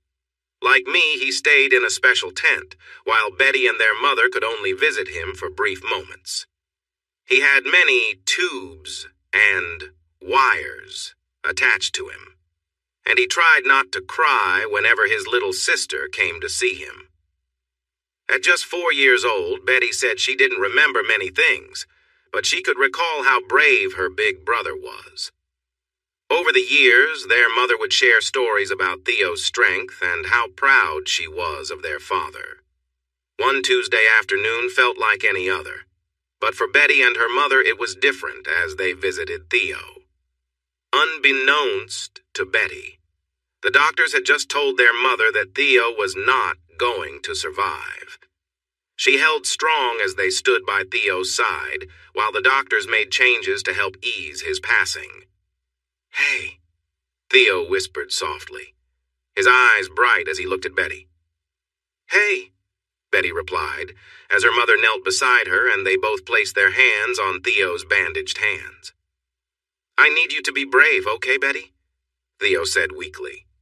Betty nodded. "I am brave, Theo, and so are you." Theo gently shook his head. "I'm dying, Betty," he said, causing his mother to gasp. "It's all right, Mum. I've known for a few days. I heard the doctors talking to you." Betty started to cry. "No, no, no, Theo. You can't go. I need you. Mum and I need you," she cried out. Theo smiled at his mother and sister through the bandages. "It's okay, Betty, Mum. Dad says it won't hurt. I'll just go to sleep and won't wake up." "Dad?" Betty's head shot up as their mother gasped. "Warren," their mother whispered, the sadness in her voice making little Betty hold her mother's hand tightly. Theo gently urged his mother to come closer. "It's all right, Mom," he said. "Dad says he loves you and will be waiting for you, but it will be a while before you see him again." Betty's mother wept but nodded. She believed that her son was truly hearing from his father as he was preparing to leave this world. "Betty," Theo spoke again, his voice even weaker now. "Betty, this is very important, okay?" 4-year-old Betty stood up as tall as she could and took a small step forward, feeling deep down that this was the last moment she would have with her brother. "Always remember who you are. Be kind and friendly to everyone. Don't judge others or be rude," he told her. "You are going to do amazing things, my little sister. I know you will be strong. I love you, Betty. And Dad loves you too." With that, they said their goodbyes, and Theo closed his eyes for the last time. After leaving the isolation tent, Betty and her mom went to a common space where others with burns could meet their families. There were toys and coloring books, but today, Betty didn't feel like playing at all. Instead, they sat together for a long time, both crying. Her mom held her close, grieving for her husband and son, as tears streamed down her face while others moved around them, giving them space. They didn't know how to feel. The losses they had faced in recent weeks left them with a sense that the world had come to an end. They had lost everything. Their home had burned down. Their clothes were gone, and the men in their lives were no longer there. For the past 3 weeks, they had been sleeping on cots in a spare ward, watching over Theo. As tears stained her cheeks and her eyes hurt from crying, Betty sensed someone looking at her. It reminded her of a clear memory from today, the moments with her brother. A boy, just a year or two older than her, stood there, tears in his eyes, too. "He was brave," the boy said. "I spoke with Theo when he was lonely. He'll miss him." Holding on to her mother, Betty turned to look more closely at the boy and nodded. He was a long-term patient in the burns ward. Tall for his age, he was almost bald, with burns covering his face and arms and legs. Over the last few weeks, he had come to sit with Betty several times. They colored or did puzzles without much talk, just enjoying each other's company, knowing she needed a friend. Once, she had asked her mom about the boy. In a rare smile during those tough days, her mom had said he was a hero. She explained that almost a year ago, when the boy was just 5 years old, he had run into a burning house to save his little sister.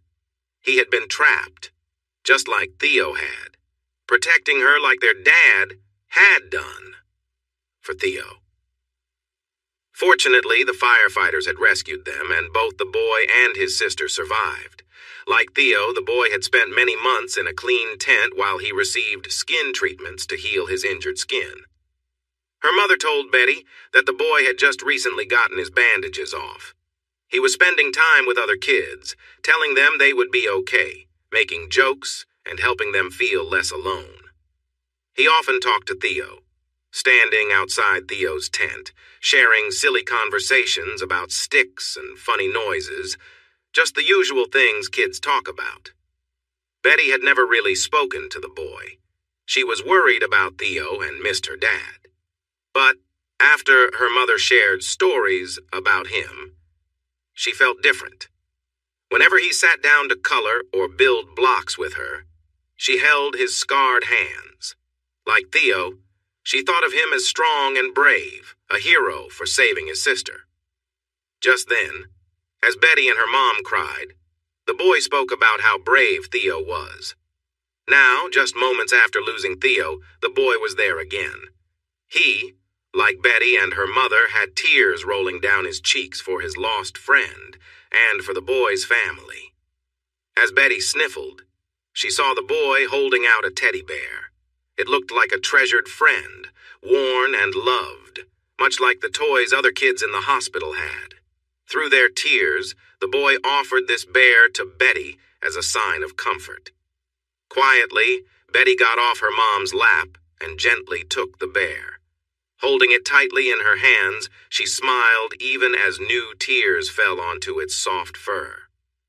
"Thank you," she whispered to the boy, and he nodded, feeling unsure of what to do next. She looked at him, someone who had faced his own tough battles and had shown nothing but kindness to her and her brother when they needed it most. Taking a few steps closer, she wrapped her arms around him. "Thank you," she said again, as their tears mingled together on them and the friendship bear. The next day, Betty and her mom went into a house that their insurance had arranged for them. She saw the boy one last time at Theo's and her dad's service. He was there with his sister, who had a scar on her arm. But the girl held on to the boy tightly, just as she would have clung to Theo, while their parents stood a little ways behind them. After the service, the boy's family approached Betty and her mother. His parents hugged him in a way that only parents who have faced difficult times with their children would understand. Betty hugged the boy's sister and then wrapped her arms around the boy, who smiled at her. "Is Barry helping?" he asked. "Barry is his name?" Betty replied with a gentle smile, taking out a toy bear from the backpack that someone had given her. "Yes, Barry the bear," the boy said. "He was with me when I was in pain. He's a great friend, and I know he'll help you." "Barry," she repeated, looking once more at the bear's stitched black eyes. "Thank you. I know your sister calls you her hero, but after everything you did for Theo, Mom, and me, I would like you to be my hero too," Betty said to the boy. He nodded in agreement. Soon, the boy and his family said their goodbyes, while Betty and her mother continued to greet those who came to offer their support. I sat there in shock, often wondering what had become of the little girl and her mother. I had spent hours talking to Theo, understanding how boring it could be in the tent. I wanted to be a friend to him. He was a few years older than me and loved skateboarding. I was fascinated by how he would ride with friends until dark, and how he could pop a wheelie on his bike. At that time, I admired his skills and had often thought about his family over the years. He was. I paused, feeling overwhelmed with emotion. Theo was so brave. I wished that if I faced something tough, I could be as brave as he was. Betty nodded, tears streaming down her face as she shared her story. She took out the backpack I now recognized and pulled out a worn toy bear with faded fur and one missing eye. Clearly very cherished over the years. Betty held it out, and with trembling hands I reached for it, knowing it was Barry, the toy I had given her long ago. But instead of handing it over, she threw her arms around me and cried. In that moment, it felt like we were both kids again, grieving for those we had lost as we shed tears together. From the doorway, Sandra also stood crying, touched by the reunion between Betty and me. Without letting go of Betty with my left arm, I reached out with my right. "Come here, Mrs. Brown," I said, finally realizing that Sandra was Betty's mother. For the next half hour, a mix of emotions filled my small living room. We shifted from sadness to joy, exchanging tears and laughter in equal measure. In front of me were not Lorandra and her agent anymore, but Betty and her mother, Sandra. I called Harper and told her I had just reconnected with Betty, and she needed to come over right away. 10 minutes later, Harper was shocked when she realized that Betty Brown was actually Lorandra.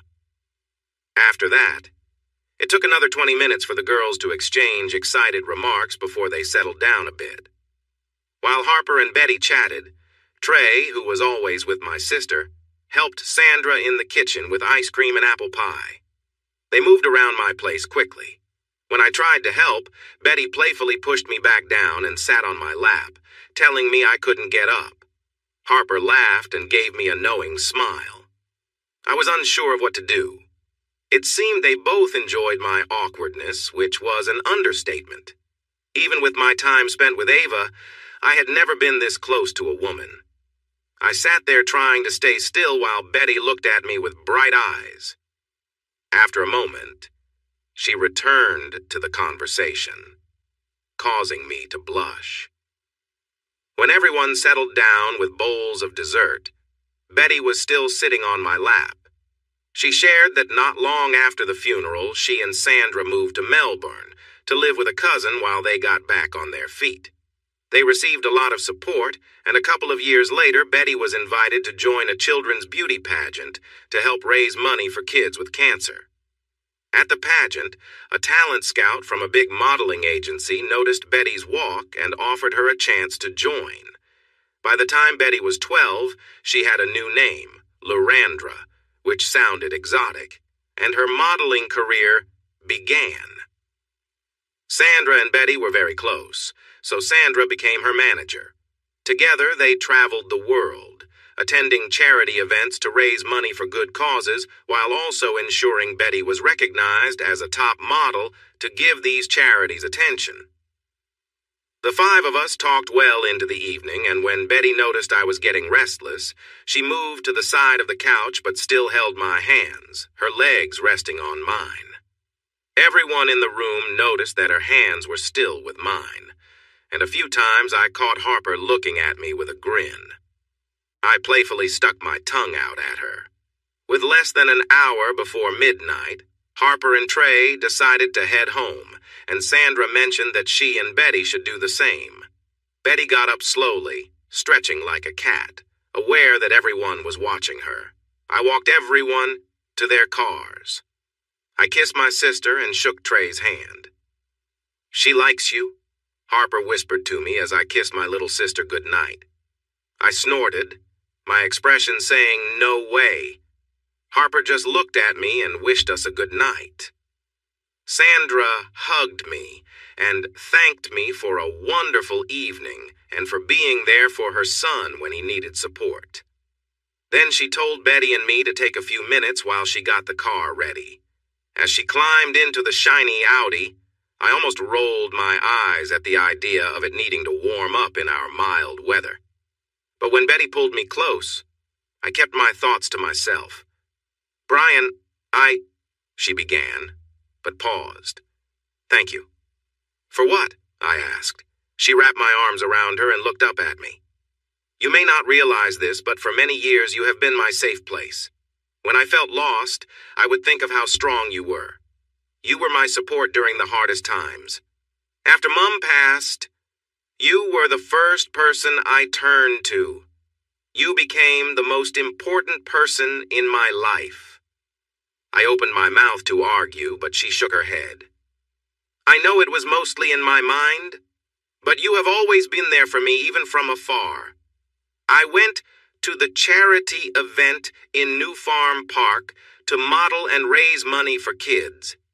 I never expected to see you there. When I spotted you, I couldn't help myself. I called out to you and waved while walking down the runway. Brian, you have always been my hero."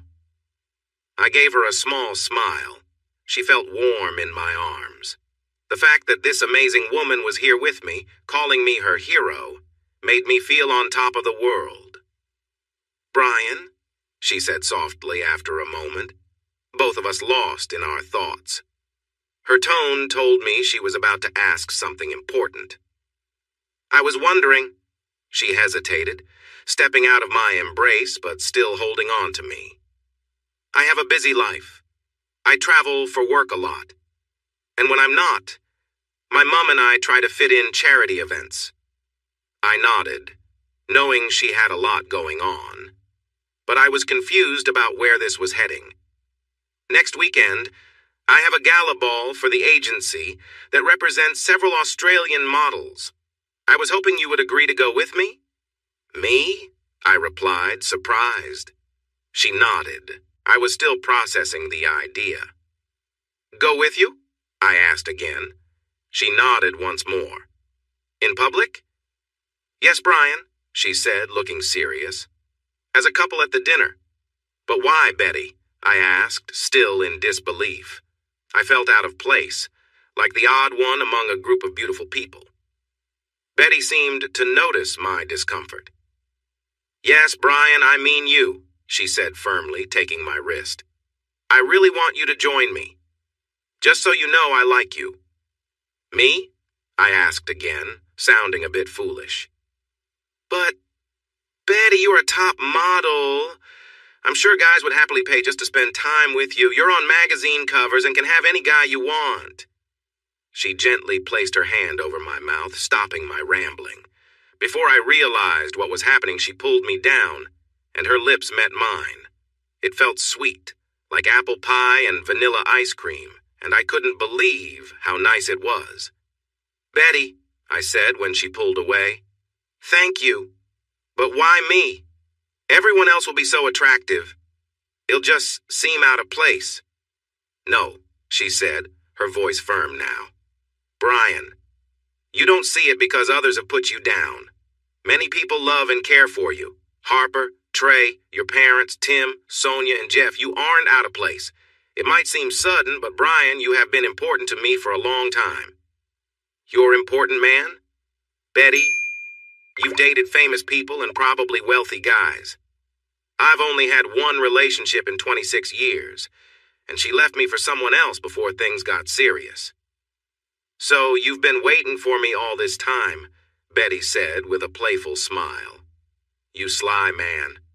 She leaned back into my arms. It's fine, Brian. I won't tell anyone. While you've been admiring me, I've been noticing you too. I'd like you to join me next week. If you feel uncomfortable at any moment, we can leave. But I want to spend time with you. I thought about it, spending time with an amazing woman who seemed to like me. That sounded easy. Okay, I agreed. She beamed at me and then we shared another kiss, this one lasting a bit longer.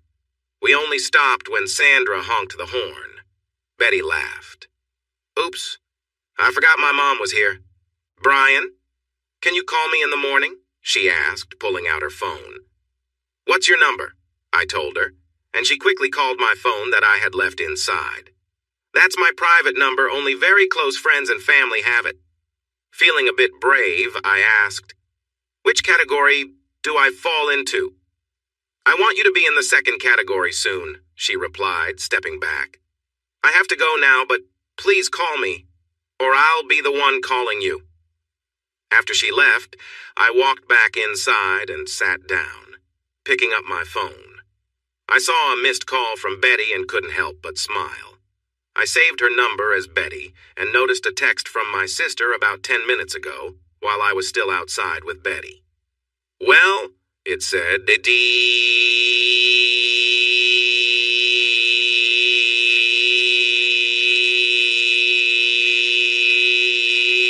replied? Wow, that good. She sent back and then called me. We talked for about 15 minutes, then I said goodnight and went to bed. Just in case you might see it, I sent a message to Betty. Thinking about you, I texted. A moment later, I got a reply. Can't stop thinking about you too. You're my hero. But I need sleep. I promised to dream about us, okay? I replied and then fell asleep, remembering the best kiss I had ever received. I dared to hope someone might see me as more than just my scars. The following week, I texted and talked with Betty every day. Everyone at work guessed that I had met someone special. I got smiles and questions about who she was all week. I jokingly said, Lurandra, and they laughed, knowing it was a joke. They told me they were happy for me. I clocked off an hour early on Thursday, and Sandra and Betty picked me up from my place a little after 5. They took me to an upscale store and had me fitted for a tux. The owner seemed a bit rude until Betty told him to improve his attitude or she would stop working with him. After that, everything went well. On Saturday morning, Betty came to my place alone and said we were going for breakfast. Wearing hats and sunglasses, hers to hide her identity and mine to cover my scars, we drove to a seaside cafe and spent time talking about everything and nothing at all. What I loved about Betty was that she never asked for anything from me. She never expected me to treat her a certain way or buy her things, like Ava did. Instead, she treated me like I was just like everyone else. Although we got a few curious looks, most people moved on quickly if I glanced at them for more than a moment.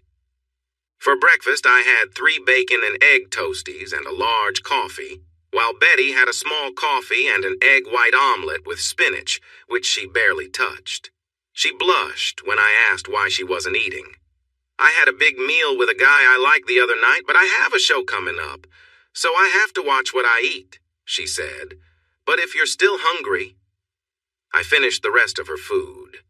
After we ate and talked some more, Betty and I drove to the hospital and spent a couple of hours with Tim and Sonia. Tim was excited to show us the Lego he had built throughout the day, while Sonia happily sat on my lap and held Betty's hand most of the time. "Are you going to marry Ms. Larandra?" she asked me quietly at one point while Betty and Tim played with a few other kids.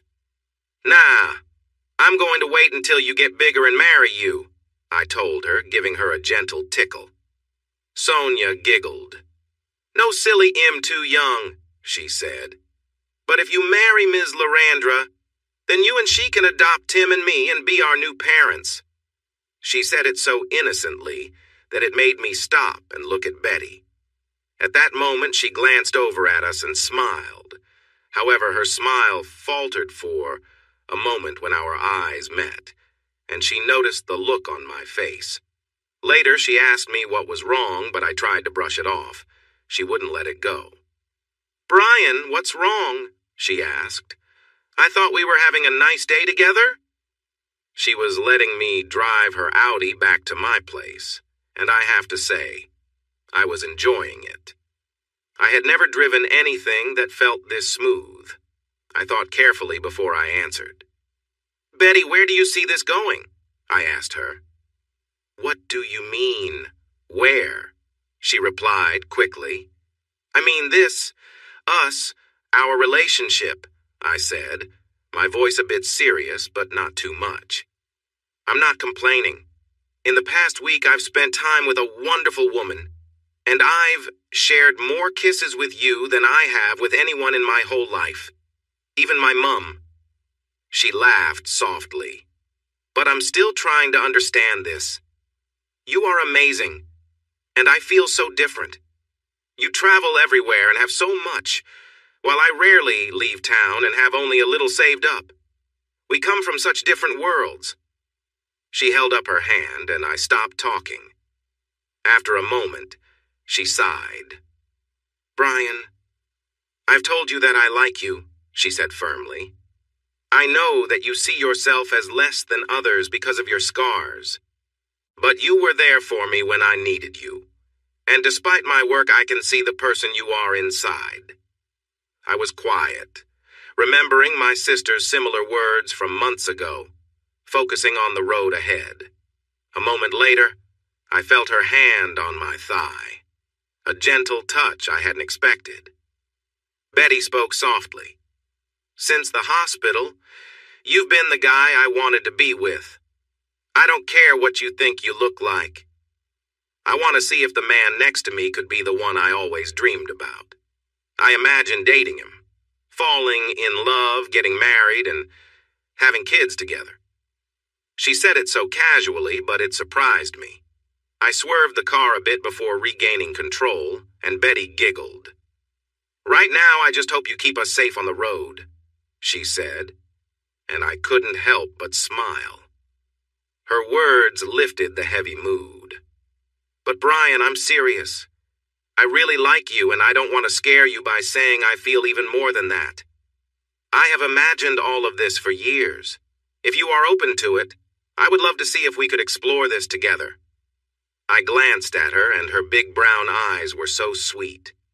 How could I say no? I just hoped it wouldn't lead to sadness later. "I definitely want to say yes, Betty. Just thinking about being with someone as wonderful as you is beyond what I ever hoped for. I find it hard to believe that someone would actually want me, especially after all the times I faced rejection." "I understand." I took a hand off the steering wheel and held hers. I sighed.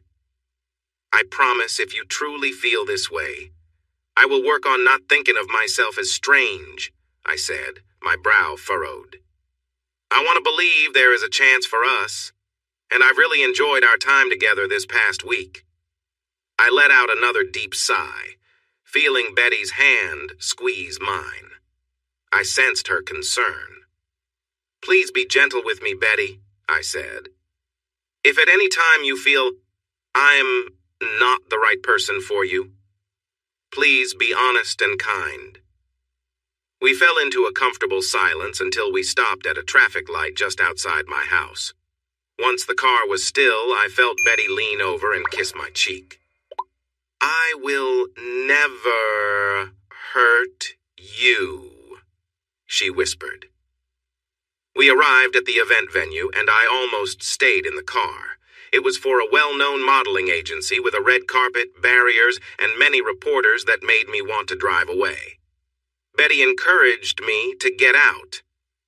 "It's all right, Brian," she said kindly. She could tell I was nervous. "If we are together, they will see you. Think of it this way. It's just a short walk from the car to the door. We'll stop for a quick photo of my hand on your arm, then we can get inside where only the agency media is allowed. Come on, handsome." Even though I hesitated, her words caught me off guard. With a valet outside and reporters waiting, I paused at her compliment. "What's wrong, Brian?" she asked with concern.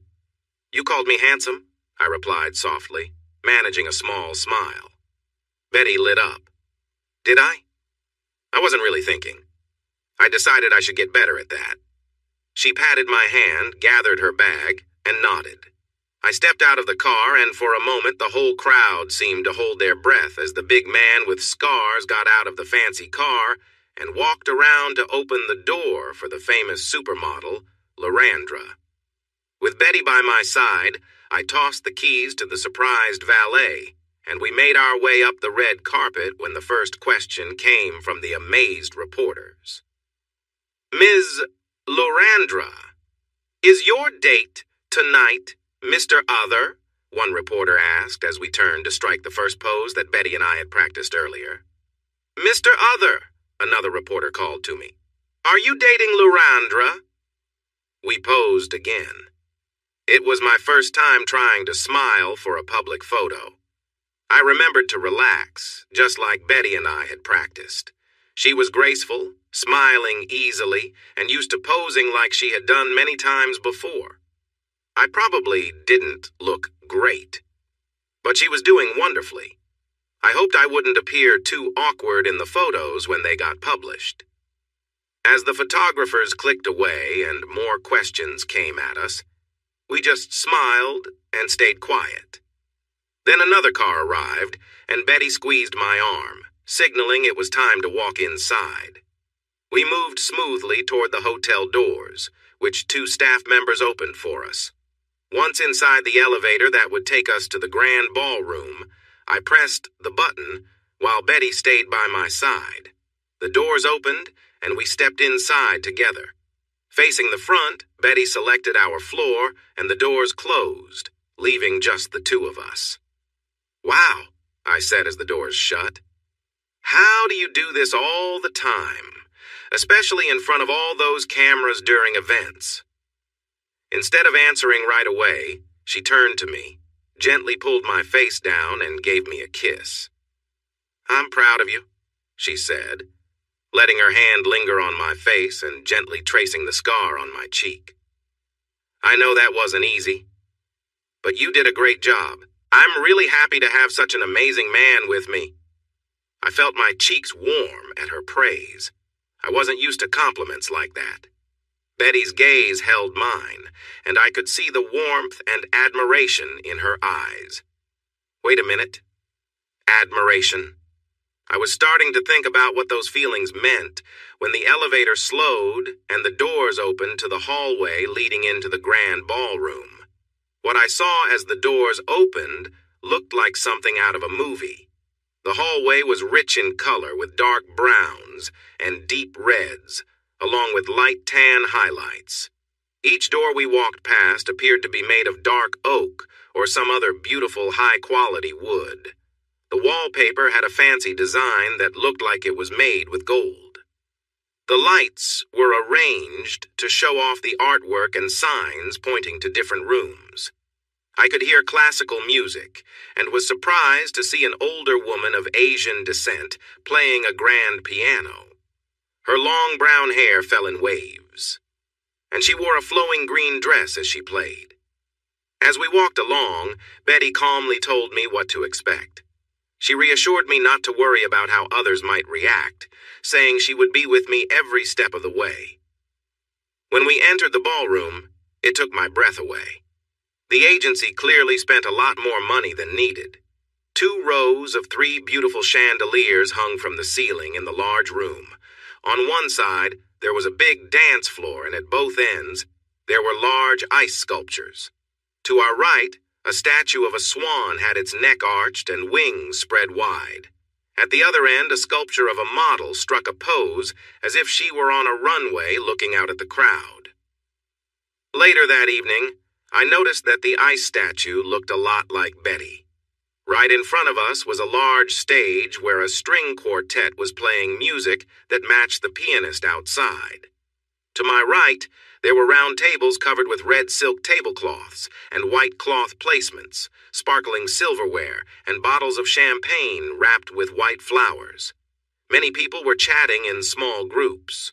I was surprised to see both beautiful models and many ordinary-looking people, some of whom weren't very attractive. As I took in the scene, we had only been in the room for about 10 seconds when we heard a loud shout. At first I thought someone might have spotted me.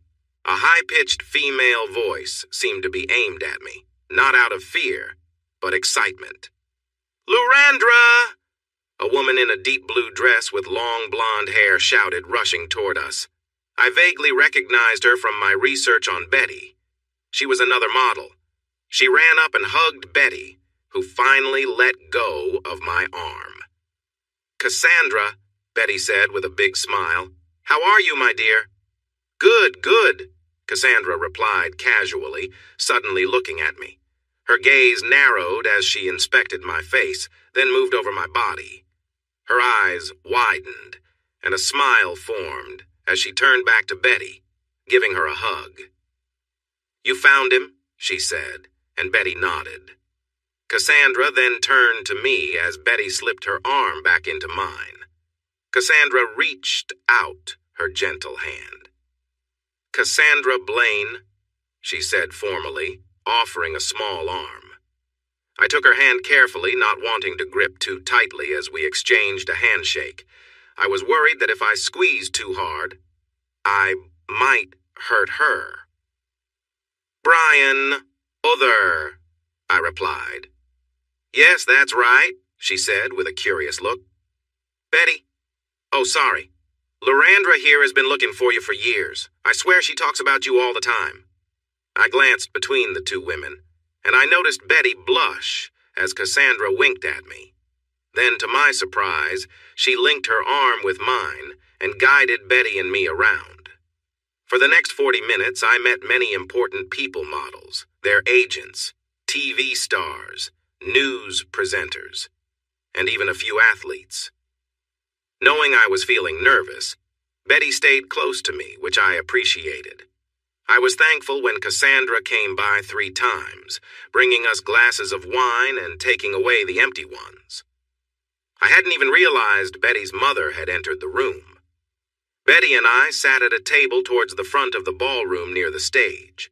Our table included Cassandra and her date, another model named Brad, along with a member of Parliament for Brisbane and her wife. Waiters moved around, taking orders from a planned menu. For my main dish, I chose a Wagyu steak, cooked medium rare with pepper sauce, smashed potatoes, and a variety of seasonal vegetables. I ordered a red wine that Betty suggested. Betty opted for a chicken salad and a glass of white wine. When the food arrived, I was surprised by the portion size. The meat was thick and tender. My jaw must have dropped because the TV news presenter sitting next to me noticed my reaction. "It's always a surprise the first time," he said. "You'd think with this being an event for models, the meals would be small." I nodded, and he chuckled as he cut into his steak.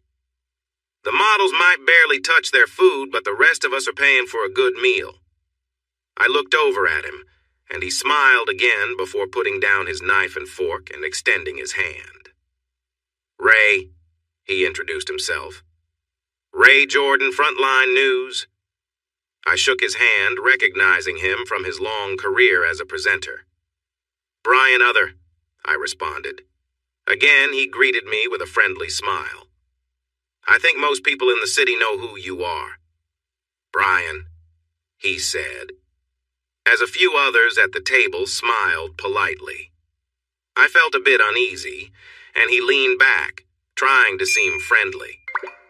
"Don't worry about it, mate," he said in an Australian accent that surprised me. "Here. There's no media or stories to share unless you want to. Tonight we are just people together supporting a good cause." "A good cause?" I asked, feeling a bit tense. Betty hadn't mentioned anything about donations. Ray must have seen my sudden worry. "Don't worry, Brian. It's all supported by donations and the charity auction," he said, pointing to a brochure on the table. "They hold a great event every year, and this time they are helping homeless shelters." I nodded, and then I noticed Betty smiling and agreeing with him. I found that Ray and his wife Joanne were easy to talk to. They were both used to being around people and treated me like I was just another guest. After dinner, they held the charity auction amid a few speeches and award presentations. My lovely date won the award for her great work in the community, smiling at me as she accepted it amidst polite applause. Ray kept talking to me after we met, and we enjoyed discussing the items for the auction. I learned that he and Joanne had 3 daughters, all in private school, and this was a rare night out for them where he didn't have to be the news anchor. Everyone knew. I noticed Cassandra and Brad moving between the tables, but Cassandra kept returning to where Betty and I were. It felt like Betty would usually be socializing with others, and she was staying close to me. She playfully scolded me when I mentioned it. "Brian, I am right where I want to be tonight, by your side," she said. "The only time I'll leave your side is for the restroom, and I'm watching what I drink. So that won't be necessary." Then, my date took my hand and leaned in to kiss me on the cheek. I heard a joyful sound and looked over to see Joanne watching us, her hands clasped over her heart. "I hate to gossip," she said, even though it didn't sound convincing as Betty leaned against my shoulder. "But did you really just meet at the new farm park event a couple of months ago?" I gave Betty an encouraging squeeze. "Not quite," Betty explained. "Brian and I first met when I was 4 years old in the hospital's burns unit." For the next 10 minutes, we took turns sharing a shorter, less emotional version of our story. By the end, everyone at the table seemed thoughtful, some even dabbing their eyes with their napkins. Even Cassandra and Brad took a moment to listen to our story. "Well," Joanne said when we finished, "if there's ever a couple I want to see succeed in this world, it's you two." Everyone around the table agreed, and I looked at Betty. "Couple?"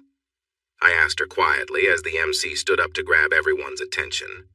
Betty nodded and squeezed my arm warmly as the MC spoke about the agency's successes over the past year. I hardly noticed what Betty said next. "I really like that, Brian. I know we're moving quickly, but I enjoy the idea of us being together."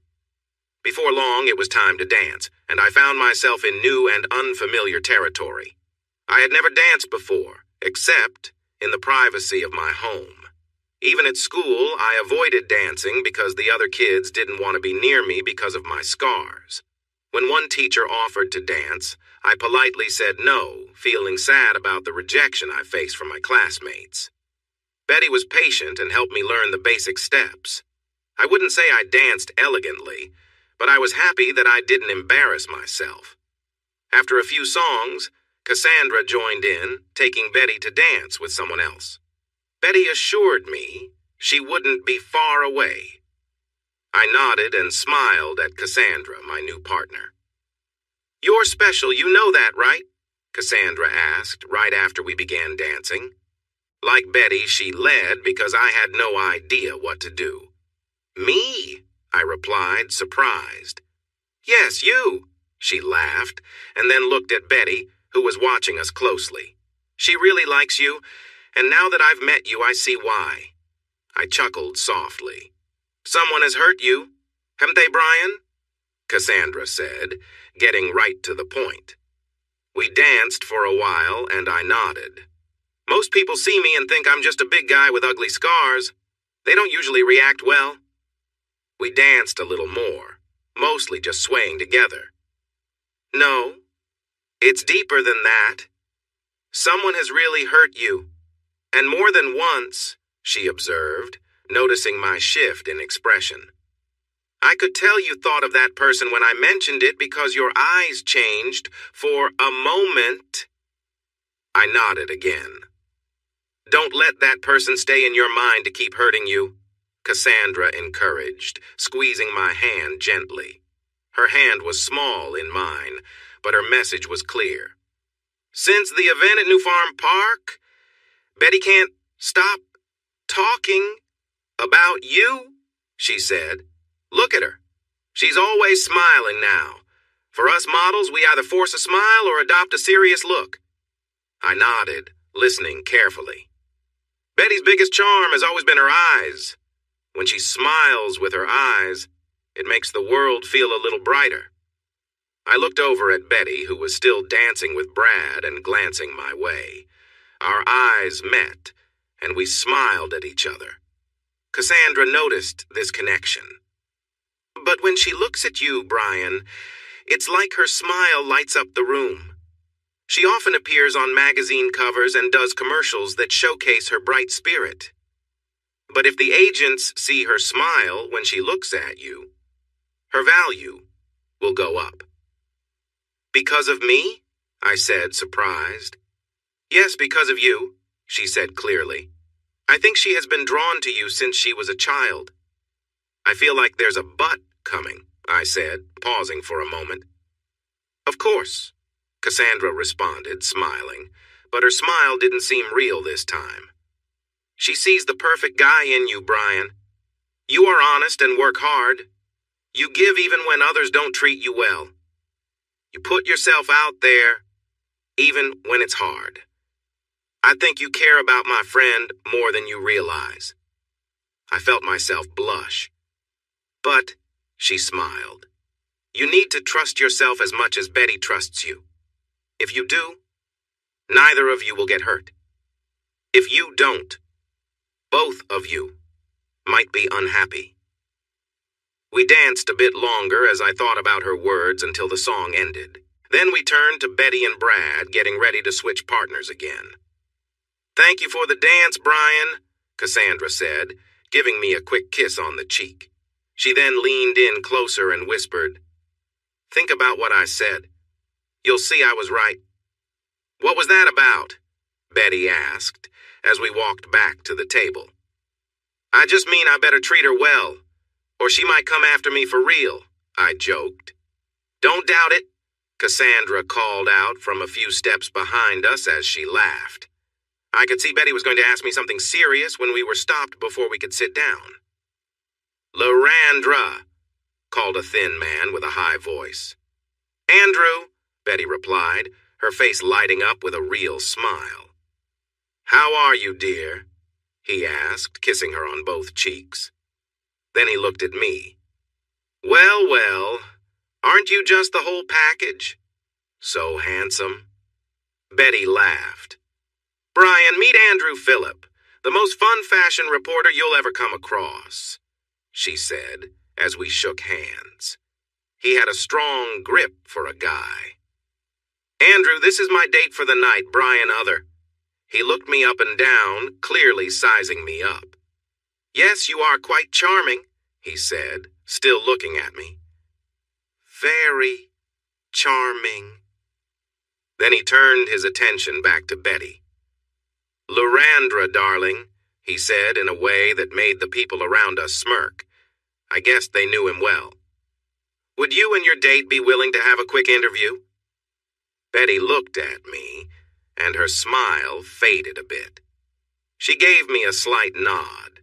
Earlier, she had mentioned that a few reporters would be around, but she would only let us be interviewed by those she trusted to tell our story in a good way. It seemed like Andrew was one of them. I nodded back, feeling a mix of excitement and nervousness in my stomach. Sounds good, Andrew. Is now a good time for you? She asked, knowing that if she waited, I might hesitate. Absolutely. Just perfect, he replied. Follow me. We walked into another hallway where there were 4 soundproof recording rooms lined up. I could see through the clear walls that 2 were already in use.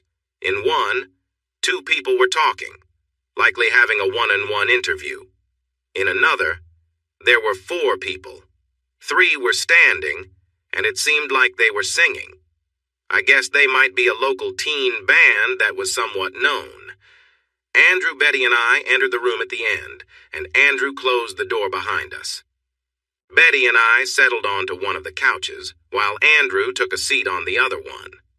Wow, he said, sounding relieved. It's nice to sit down and take a break for a bit. How are you, Betty? I was surprised by how much his demeanor changed from a lively fashion reporter to an everyday Australian guy. Did I miss something? I asked after a moment. Andrew laughed and clapped his knees. Betty jumped in. Brian, Andrew and I have known each other for years. He's just putting on a show. A show? I asked, looking at Andrew. So you're not gay? Andrew chuckled. Definitely not. I'm happily married with 3 kids. He pulled out his phone to show me a picture of his lovely wife and their 3 kids, who were between 8 and 15 years old. I've noticed that if I act a little differently at these events and fashion shows, I can negotiate better. Everyone everywhere knows the truth, but being a bit over the top can open doors for me. He used the playful tone again, and I couldn't help but smile. We chatted for a few more minutes, and he explained what we were going to do. He assured us that nothing would be shared without our permission and asked if Sandra could represent both of us. Betty and I agreed, and he started recording. So, Andrew said in a serious tone, I can sense the connection between you 2. Brian, you and Lorandra have been talked about in the fashion world since the new farm park event. Too bad I missed it. But you're here tonight. Lorandra, you look absolutely stunning, and Brian, you look very sharp too. I bet half the people here, including some of the guys, are a bit jealous of Lorandra tonight. He said it with such enthusiasm that I started to believe it a little. So, is there something going on between you 2, Brian and Lorandra? He asked. We glanced at each other, and without thinking, our hands reached for one another. I think there might be, I said, taking the lead for the first time. Andrew clapped his hands excitedly. Great job. Now, Brian, Andrew said, lowering his voice a bit, even though this is just audio, I think everyone has seen the pictures of you and Lorandra from New Farm Park. You have some scars on your body. Would you be willing to share a little about them? For the next 15 minutes, I talked about my burns and how they happened. I described my time in the hospital, and Andrew gently encouraged me to share my experiences with bullying while making sure it didn't feel too heavy. He also asked about my relationships. I looked down and admitted that I had never really had one. Whenever I liked a girl, she either said yes and then hurt me, or left after a few dates, making me feel like I didn't fit in. Andrew paused the recording and apologized, saying he wouldn't include that part because he could tell it was tough for me. I smiled and told him it was okay. I hoped that maybe other kids could learn from my experiences and that some of the girls I liked in the past would understand how they had treated me. When he restarted the tape, he invited Betty to share her story about losing her brother. She spoke about how we met as children and how we had reconnected after New Farm Park, exploring the possibility of more. Throughout the process, Andrew maintained his lively personality but was careful not to push too hard. Whenever he sensed it might be too much, we paused to talk about it. Finally, Andrew asked about the New Farm Park event and the kiss that started everything. I had been searching for Brian for a long time. I even hired investigators, but he was hard to find. After moving back to Brisbane, I hoped I could finally see him, Betty explained. When I spotted him in the crowd, I knew it was him, and without thinking, I stopped. Well, she shrugged. Everyone saw what happened next. Andrew smiled and asked, "Do you have any regrets about it?" "None," Betty said, and I nodded in agreement, smiling too. Well, there you have it, folks. Our own fairy tale unfolding. Thank you, Brian and Lorandra. As we left the booth, Andrew shook my hand and hugged Betty, reminding her to look after me. Later that evening, Betty dropped me off at home and arranged a date for the following Friday night, along with many texts and calls during the week. I also received a sweet kiss that left me smiling for days. The next day, I was surprised when I got a copy of the article for review. After a call with Sandra, I agreed to have it published. It was released in the fashion media with the title, Aussie Fairy Tale, and the opening line of Lorandra and the most real man I have ever met. Most of the guys on the crew were joking around, saying things like, "You're kidding me, Lorandra," and "You're messing with us, Brian, a supermodel?" It was like that at the work site. But what really made me feel good was that none of them made me feel awkward about having a relationship. The next 2 months were amazing. I can't remember being this happy before. Betty and I spent a lot of time together. She had to go overseas for a show twice and flew to Sydney 3 times for work. But when she wasn't working, she always made time for me. She showed me the lovely apartment she shared with Sandra. But we often spent time at my place because it felt more private. I felt like a teenager again, spending hours just hugging her and holding her close. I introduced Betty and Sandra to my parents. My mom hugged them both and had tears of joy. She welcomed them to our family. We had cookouts, watched movies, enjoyed picnics, and visited art galleries. I even got to experience my first plane ride to Sydney to attend a show with Betty. I was nervous during takeoff and landing, but Betty held my hand. I felt a bit embarrassed, but she said it was cute. In Sydney, we shared a bed, and for the first time I held someone while we fell asleep. I had never slept so well as I did that night. In the morning, I woke up to see Betty looking at me. "Good morning, my man," she said, kissing me. I smiled back. "Please, tell me this is real, that you're really here," I said, reaching out to touch her face. "It's real. Very real," she answered as she sat up. Betty was wearing a soft nightgown, and she looked at me with a curious expression. "Brian, why haven't you tried to be closer to me yet?" she asked, sounding a bit vulnerable. "Closer? What do you mean?" I started to respond, but then I realized where this was going. I quickly sat up and noticed she saw my scars for the first time in the morning light. Her eyes widened as she looked at the marks on my chest. "Brian? She gasped, covering her mouth and glancing between my body and my face. It's one thing to see someone's face and arms. It's different when you see more of their scars. I smiled gently. "It's okay, Betty. It doesn't hurt. Look." I took her hand and placed it on my chest. "See?" After a moment, I smiled softly, got up from the bed, pulled on a shirt, and sat in the corner of the room. "Don't be upset."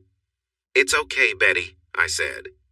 "Most people get shocked when they see me without a shirt on. It took this long for you to see the real me." "Well, I guess now you can let me go," I said quietly. "No," she replied, stepping off the bed and into my arms, her embrace filled with warmth. "No," she repeated, searching my eyes. "Brian, I'm not walking away just because I saw your scars. If anything, they make me see you even more clearly.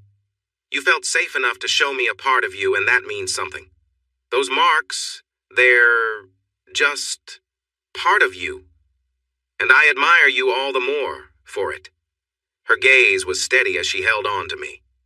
"You're not losing me. You're mine. Understand? We shared another kiss, and when we paused, I smiled, gently touching her cheek.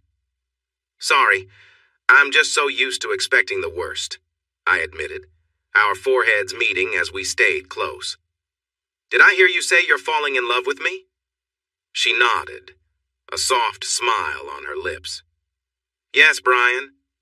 I'm falling in love with you. And I know you care about me, too. She hesitated, looking thoughtful. So why are we holding back? I glanced away, feeling a bit vulnerable. It's complicated. Are you nervous? She asked, looking at me closely. Yeah, I admitted. I've never been in a real relationship before, not like this. You're someone the world knows, an international model. I'm just not sure how I fit into your life. She smiled gently.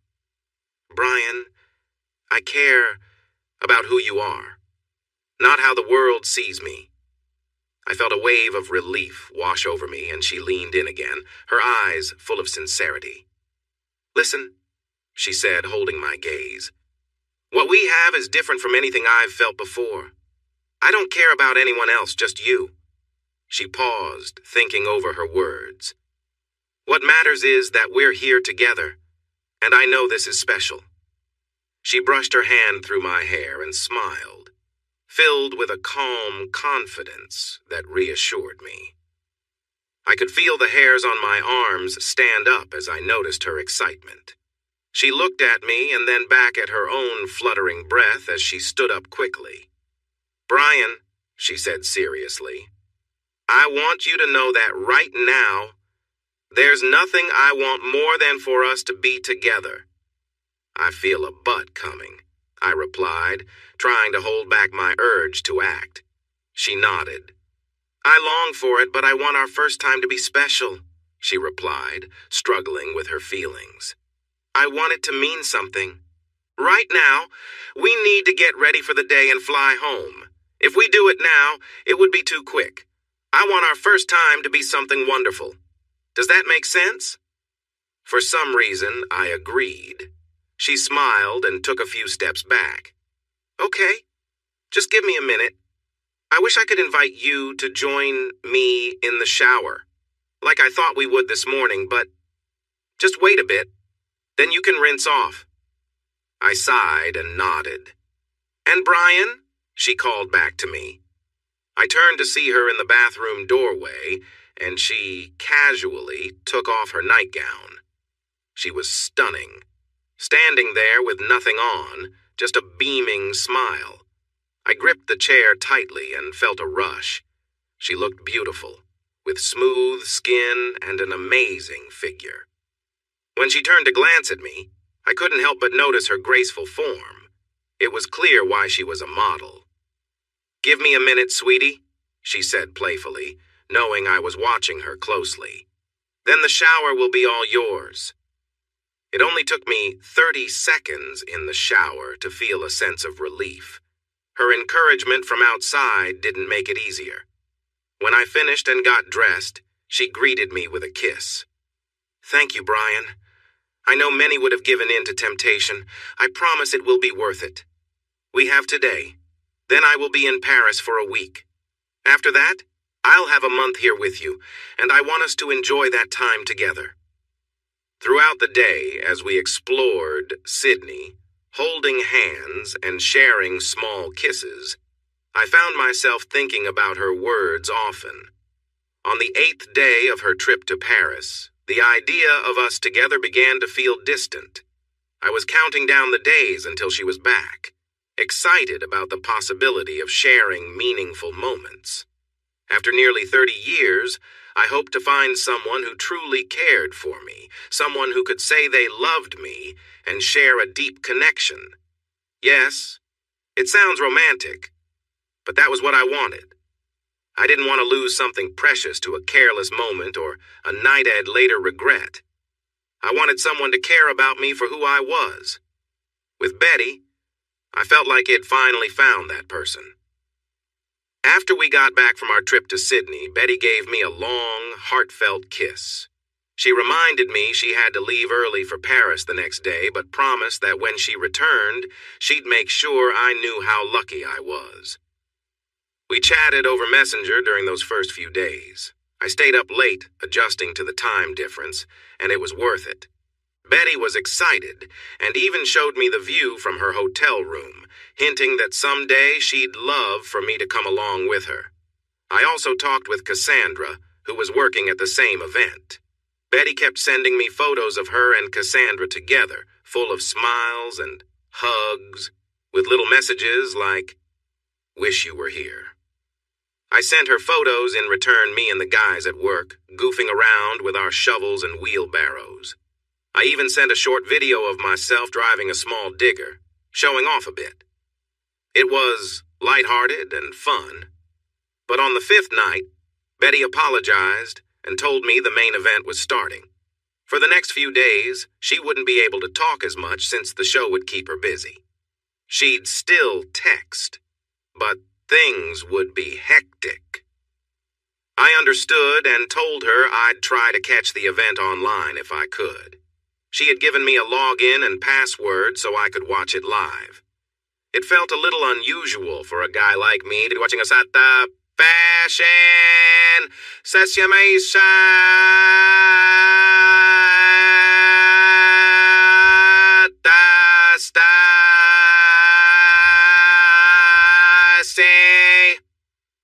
So, don't know whatever style, but when I showed up at girlfriend, it's my best on the road there. I was wondering when he can never feel as amazed about eased. She wore elegant evening gowns, beach wear, and even some unique outfits like trench coats. It was all part of her world, and I felt lucky knowing I was the one who got to be close to her. The guys at work gave me a hard time, joking about me watching fashion shows, but it was all in good fun. For once, I felt like part of the group, not just the odd one out. With everything going so well, my future with Betty, the hope of building something real with her. I sat down that evening, ready to watch her next show online. I was excited, knowing the event was almost over and she'd soon be heading home.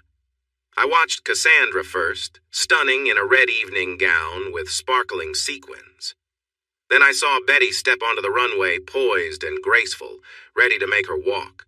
She was just moments away from walking in a beautiful white dress that looked shiny like silk, wearing long gloves.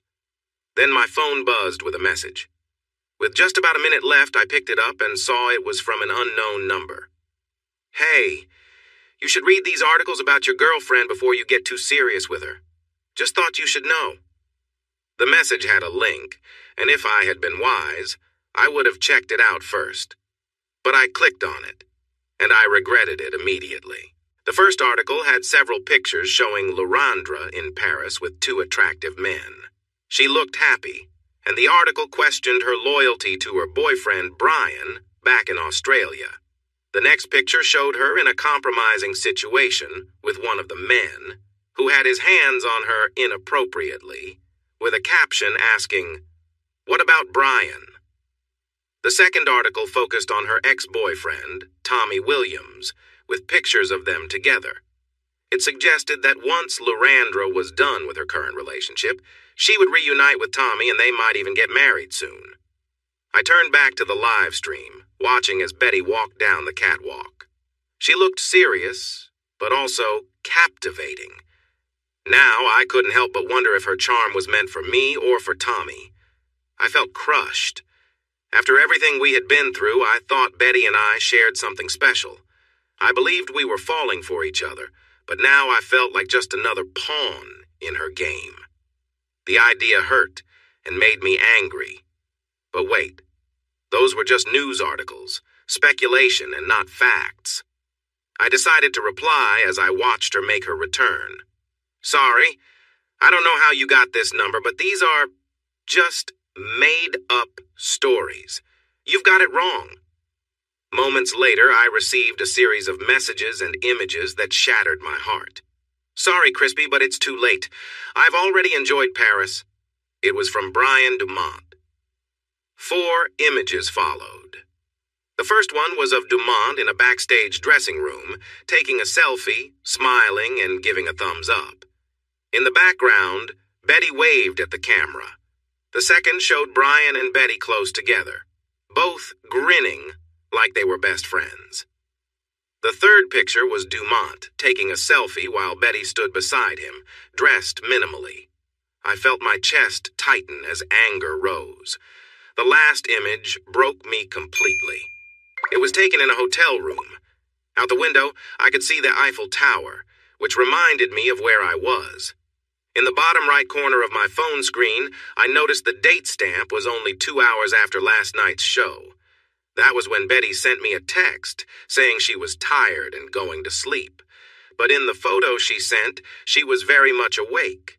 In the picture, she was fully exposed, smiling in a way that lit up her eyes, just like when she was walking the runway and looking at me in Sydney only 2 weeks earlier. Next to her was Brian Dumont, also smiling at the camera, making it clear he felt like he had won once again.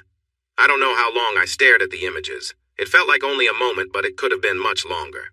Eventually, I found myself sitting on the bench in my backyard, watching the last of the sunset and unsure how I had gotten there. The sky was darkening with storm clouds, and the air smelled fresh.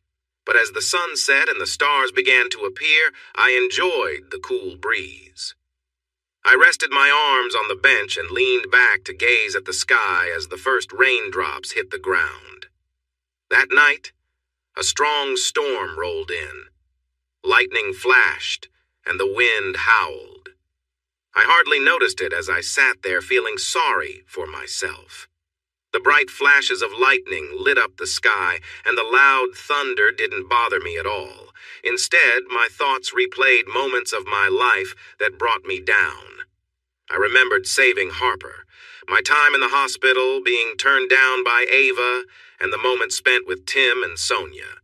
But the sting from Brian Dumont lingered the longest. He seemed to ruin every happy memory I had. His smirk haunted me again and again, pushing me deeper into my thoughts as the storm raged on outside, matching my inner turmoil. And then there was Betty Brown, the famous model who stole my heart. I truly believed she cared for me and loved me. But then Dumont came along and took her away. With my eyes closed, I tried to block out everything around me. The image of Betty tormented me. She was once my source of confidence, but then became a reminder of lost hope. Her beauty was striking, but it was her smile and the memory of our shared moments that would stay with me forever. I sank even deeper into my thoughts, unable to escape the lingering memory of her kisses, despite the pain they now caused me. Betty might not be with me anymore, but I would always carry the memories of our time together. The warmth of her lips against mine spoke of dreams and what could have been. Tears mixed with the rain on my face, and I shivered from both sadness and the chilly air around me. I sighed, my voice lost in the storm, knowing that her affection was now for someone else. Once again, my happiness had seemed to vanish. Why? Because I shared a name with him, and he found joy in making me feel this way. But this time, I was determined not to let him win. I was confident because even as the storm faded, the wind continued to blow. It was likely early morning. As I sat on the bench, the cold was settling in. The wind chilled me, and I felt my usual strength slipping away. I didn't mind staying here, but I also didn't oppose the idea of nature taking me somewhere safe, where I wouldn't get hurt anymore. As I trembled now, not just from sadness, but from the chill, I thought about Harper. What if I hadn't rushed into that danger? I might have felt normal, but I would have lost my sister. No. If I had the chance again, I would still run in to save her. She was worth every risk. Harper would be upset if I left. I knew she would be very angry. She would miss me more than anyone else. In my life, there had been no better supporter than my little sister. For a short time, I thought Betty could match that. But I realized I was wrong. Harper would probably let Betty know how she felt when she learned what had happened, but mostly she would feel sad. My parents and Trey would also be upset, though perhaps not as much as Harper. They had always been there for me when I needed them. Jeff, my boss, was great, and my co-workers too. Maybe there were a few people who would be sad if I were gone. Now I felt a deep cold. My body had stopped shaking, and I knew that was a bad sign. I briefly wondered if I might get really sick, but it was unlikely. However, the earlier storm and the cold wind could still take a toll on me. I thought of Betty again. Even if she had moved on, would she miss me? I remembered our time in Sydney, believing we could have a future together. But the photos told a different story, especially that last one. She might have felt something for me, but no one takes those kinds of pictures unless they are with someone special. Clearly, I was not that person. For a moment, the image of her and someone else faded, and I could only see her smile and her eyes. Suddenly, I felt a rush of warmth. My heartbeat quickened, and I sensed the life flowing through me, igniting a feeling that was not just from the cold. From our first real meeting a few months ago in the Burns unit, I hoped we could find love. I thought of Tim and Sonia. The twins would be hurt that I was gone. They were two kids facing the world together just like me, and would have to deal with the same unfairness I had. If I was going to make it, it would be for them. This thought gave me a little strength, and I realized I was being foolish. Sitting here feeling so low didn't mean I could give up on being there for Tim and Sonia as they grew up. They would face the same struggles that I had, and they needed someone to help them through it. Without their parents, that someone had to be me. I tried to move, but I found I had no energy. My arms felt numb and wouldn't follow my commands. I attempted to move my legs, but they felt just as unresponsive. I thought I could feel my toes move, but that might have been my imagination. In a panic, I tried to twist my body, but I was still stuck. My arms were locked over the bench. My muscles had tightened, pulling blood away from my arms and legs to keep my core stable and alive. Instead of moving, I just managed to push a few splinters into my arms, shifting only a little bit. I scolded myself for letting my sadness keep me from being there for Tim and Sonia. I stopped and tried to listen to the world around me, hoping to find a way to escape this situation. Inside, I could hear my phone ringing. It had probably been ringing for the past hour, but I hadn't really noticed it. I figured it was likely Betty calling to end things, but I was okay with that. I would have a hole in my heart that might never be filled. Yet I realized that Tim and Sonia would need me, and that was what mattered most right now. I focused and began to hear more sounds. In the distance, a garbage truck was moving, which meant it must be close to dawn. Dawn suggested warmth, and if I could just hold on until then, I might be able to move and get help. But a sudden chill in the air made me doubt my strength. I could feel it on my skin, but I also felt numb, like the cold was muffling everything. Worse, I started to feel very tired, and I knew falling asleep was the last thing I should do. Through half-closed eyes that were blurry and unfocused, I saw a light on the horizon. I could hear a car stop and someone knocking on a neighbor's door. For a moment, I wondered who would knock at this early hour. But then, it hit me that they might be able to call for help, and I tried to shout out. However, my voice was weak from the cold and my exhaustion. I managed to speak, but my voice was very soft, not loud enough to get anyone's attention. I felt weak and was fighting to stay awake when I thought I heard my back door open. "What happened, Brian?" Harper said, sounding upset when she saw me. "Betty is worried because you haven't answered her messages and she—" Harper suddenly stopped talking when she noticed I wasn't moving on the bench. "Brian?" she asked, coming closer. "Brian!" she yelled. "Oh no, Brian, what happened? Help!" I heard her scrambling, and then she spoke into her phone. "Betty, I found him.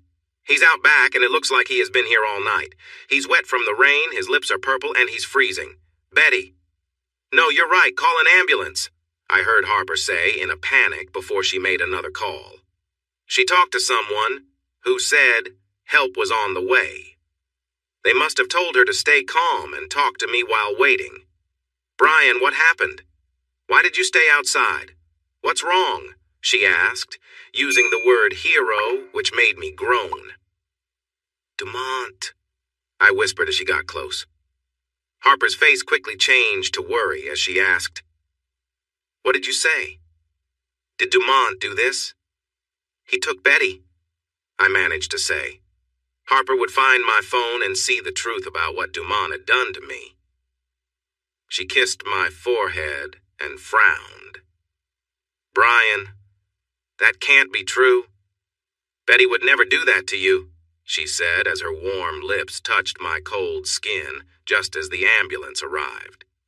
There was silence between us as Harper shouted that we were outside.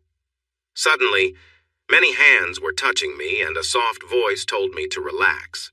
They asked questions, and I whispered responses, though I couldn't remember what I said.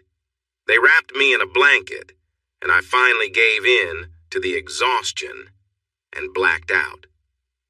When I woke up slowly, I learned it had been 4 days since Harper found me. I was in a hospital room, and somehow, Betty was next to me.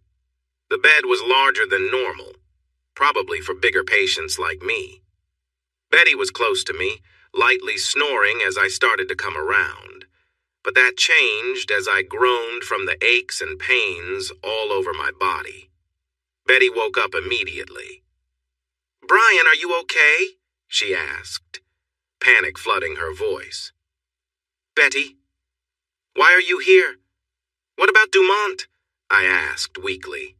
I could see anger growing in Betty's eyes, and her voice had a harsh tone that surprised me. "That man can suffer for all I care," she said fiercely. I looked at her, confused. I had seen the articles and photos. "What?" I said hoarsely, my throat hurting. "Betty, I saw everything. The photos." "I don't understand. What are you doing here?" "Shh," she said, leaning in to give me a soft kiss. "Brian, it was all lies. I was never with him, and I'm pretty upset with you right now, to be honest." Upset with me? What did I do? I asked the tense woman who was holding on to me tightly. Her anger, which was directed at someone else, was now aimed at me. "Brian, why would you stay out in the rain during a storm? The doctors said if Harper hadn't arrived when she did, you might have died. Your body was shutting down. Why did you do that?" Betty then broke down and cried on my chest. I felt confused but wrapped my arm around her to comfort her. At least I could move again, which was a relief. After a minute, she looked at me with a question in her eyes. "I'm sorry, Betty," I said sadly, still unsure why she was here. Maybe it was pity. "I never really told you about my past with Brian Dumont. I suppose Harper filled you in?" She nodded. "Yes, let's just say I never want to be on your sister's bad side again." "Why not?" I asked. Betty looked away, a bit embarrassed. "While they were getting you into the ambulance, I called Harper to see what was happening. She told me you were in serious condition from being out in the cold." I nodded. "While Harper was securing your house before going to the hospital, she found your phone. It still had a certain picture open." She glanced at me, her cheeks flushed. I looked away, feeling ashamed. Here she was expressing her care for me and calling it lies. Yet she had been with Dumont. I had seen the photograph. "Brian," she said, gently grabbing my attention. "Look at me." Her hand turned my face back towards hers. I saw tears in her eyes. "The photo isn't real. It's a fake. Experts call it a deep fake. Dumont took a picture of himself with someone who looked a bit like me and then used computer skills to add my face to that image." As I watched her cry, my heart softened. "It was not me." She emphasized each word, still in tears. I realized I was crying too. I felt relief knowing that Betty hadn't been involved with Dumont, but I needed to know more. "What about the articles and the other pictures?" "I had Andrew check those articles," she said, tears still streaming down her cheeks, making her look so sweet. "They are also fake. Dumont tried to remove them, but Harper had Andrew look at your phone, and they found the data. But the other photos..." She sighed again. "Brian, those photos are real, but they're taken out of context. I've told you about Tommy. I don't know how he got those photos of Tommy and me. They were taken at a private event a few years ago." I nodded, not needing to hear more at that moment. "What about the ones in Paris?" I asked. "Aside from the one that wasn't good, those were real," Betty explained, now blushing. "Brian, you know when we model, most of the time we walk around backstage in very little clothing." I nodded. Betty had told me before. There was nothing inappropriate about it. The models, both men and women, usually wore minimal clothing as they quickly changed. I didn't like it, but I understood it was part of the modeling world. Somehow, Dumont got a backstage pass and took a picture of me during a quick change. There should be an assistant present, and it happens very fast, but somehow he got in and took the picture. He's in big trouble for that alone, not to mention everything else. She sighed. "Brian, the other picture's the selfie with me waving and us cheek to cheek. He introduced himself and said he knew you, showing me some pictures of you both from school to prove it. He said he was going to send them to you to say hi. I thought he was being honest, so I allowed it." I understood, but I still felt misled. "Brian, I get it," she said, her hand now in mine. "Right now you might feel like I betrayed you. You might think I was just using you, or that I was going to leave with Tommy or Dumont." I felt my face heat up. "Yeah, pretty much." She leaned in and kissed me. "I understand, Brian, I really do. Because of one kind choice, you've faced teasing and shame from the world and from Dumont more than others. But Brian..." I looked at her. "You have me. I've joined Harper in the Hero Brian fan club. I love you, Brian, deeply, and no one but you will ever have my heart. When you get out of here, though, I'm upset you've changed my plans. You will have the chance to love me in every way. I am yours, and no one else's. I want to marry you, to build a life with you, to laugh and cry together, to get frustrated with you for not remembering something from the store, or just to hold you when you feel down. Your past is nothing negative to me, Brian. It shows me the kind of person you are, a man who rescued his sister, a friend who helped my brother when he needed it, and someone who comforted me with his kindness. Let me be there for you, Brian. Please don't push me away or leave me." In the soft morning light, after her heartfelt words, we stayed quiet for a moment. "Yes," I said simply. "Really?" she asked, tilting her head in surprise. "Yes. I'll marry you," I replied with a smile.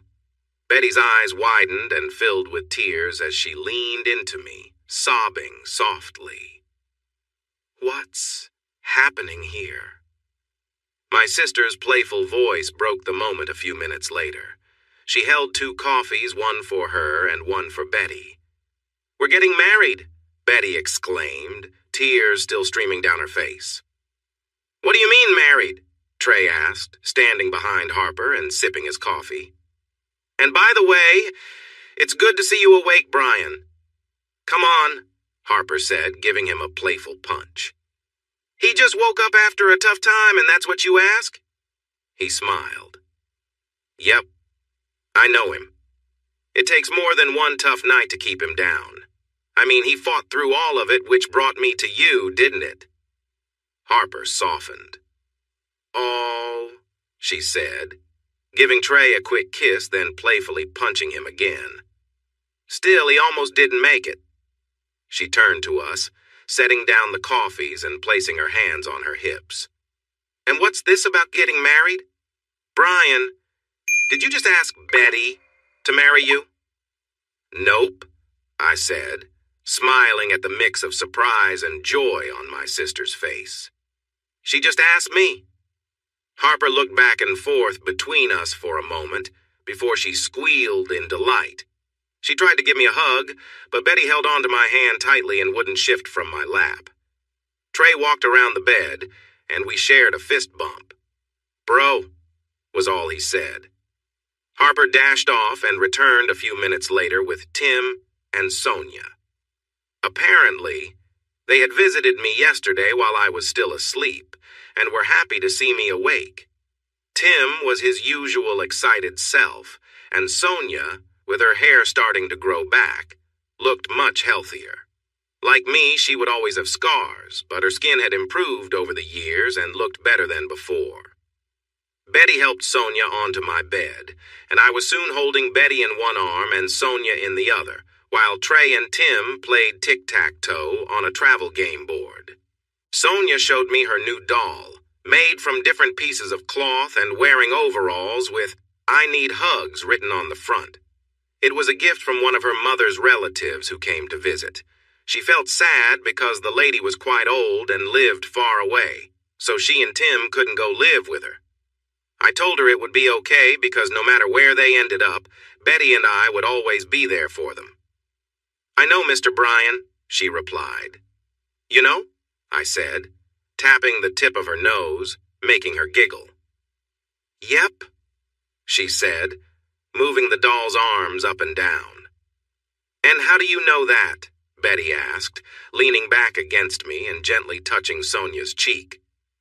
Because Mom and Dad told me, she said matter-of-factly. Your Mom and Dad told you? Betty asked curiously. Yeah, Sonia explained. The night of the big storm a few days ago. Mom and Dad told me in a dream that Mr. Brian and Mrs. Betty would take care of Tim and me. I glanced at Betty. It was interesting how Sonia said Mrs. but neither child knew what had happened earlier with the proposal. Sonia had always called her Ms. Larandra before. Sonia started humming happily, tracing the scars on the back of my hand while holding her doll close to her chest. A few hours later, my parents arrived, and there were hugs all around. They greeted everyone, including Tim and Sonia, and I noticed Mom giving something to Betty out of the corner of my eye.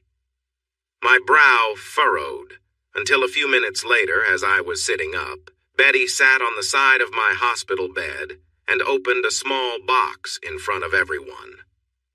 Brian, I know our journey has been unusual, full of ups and downs. You have been there for me in tough times, and now I want to be there for you when things seem hard. When I look at you, I don't just see a man who has faced challenges. I see a strong man fighting through difficulties. I see a kind man who gives of himself, even when it is tough. I see a wonderful and steady man that I have completely fallen in love with. Brian, my love, my heart, my soul.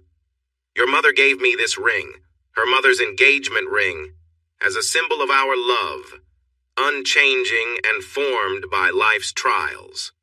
She paused and smiled. Would you do me the honor of taking this ring and agreeing to be my husband? I looked around the room and saw everyone's expressions. Everyone was smiling and waiting for me to say yes. I frowned. I can only say yes on one condition, I said quietly. Everyone held their breath. What condition is that? Betty asked in a whisper. She wasn't too worried. I had said yes before, but we hadn't talked about any conditions.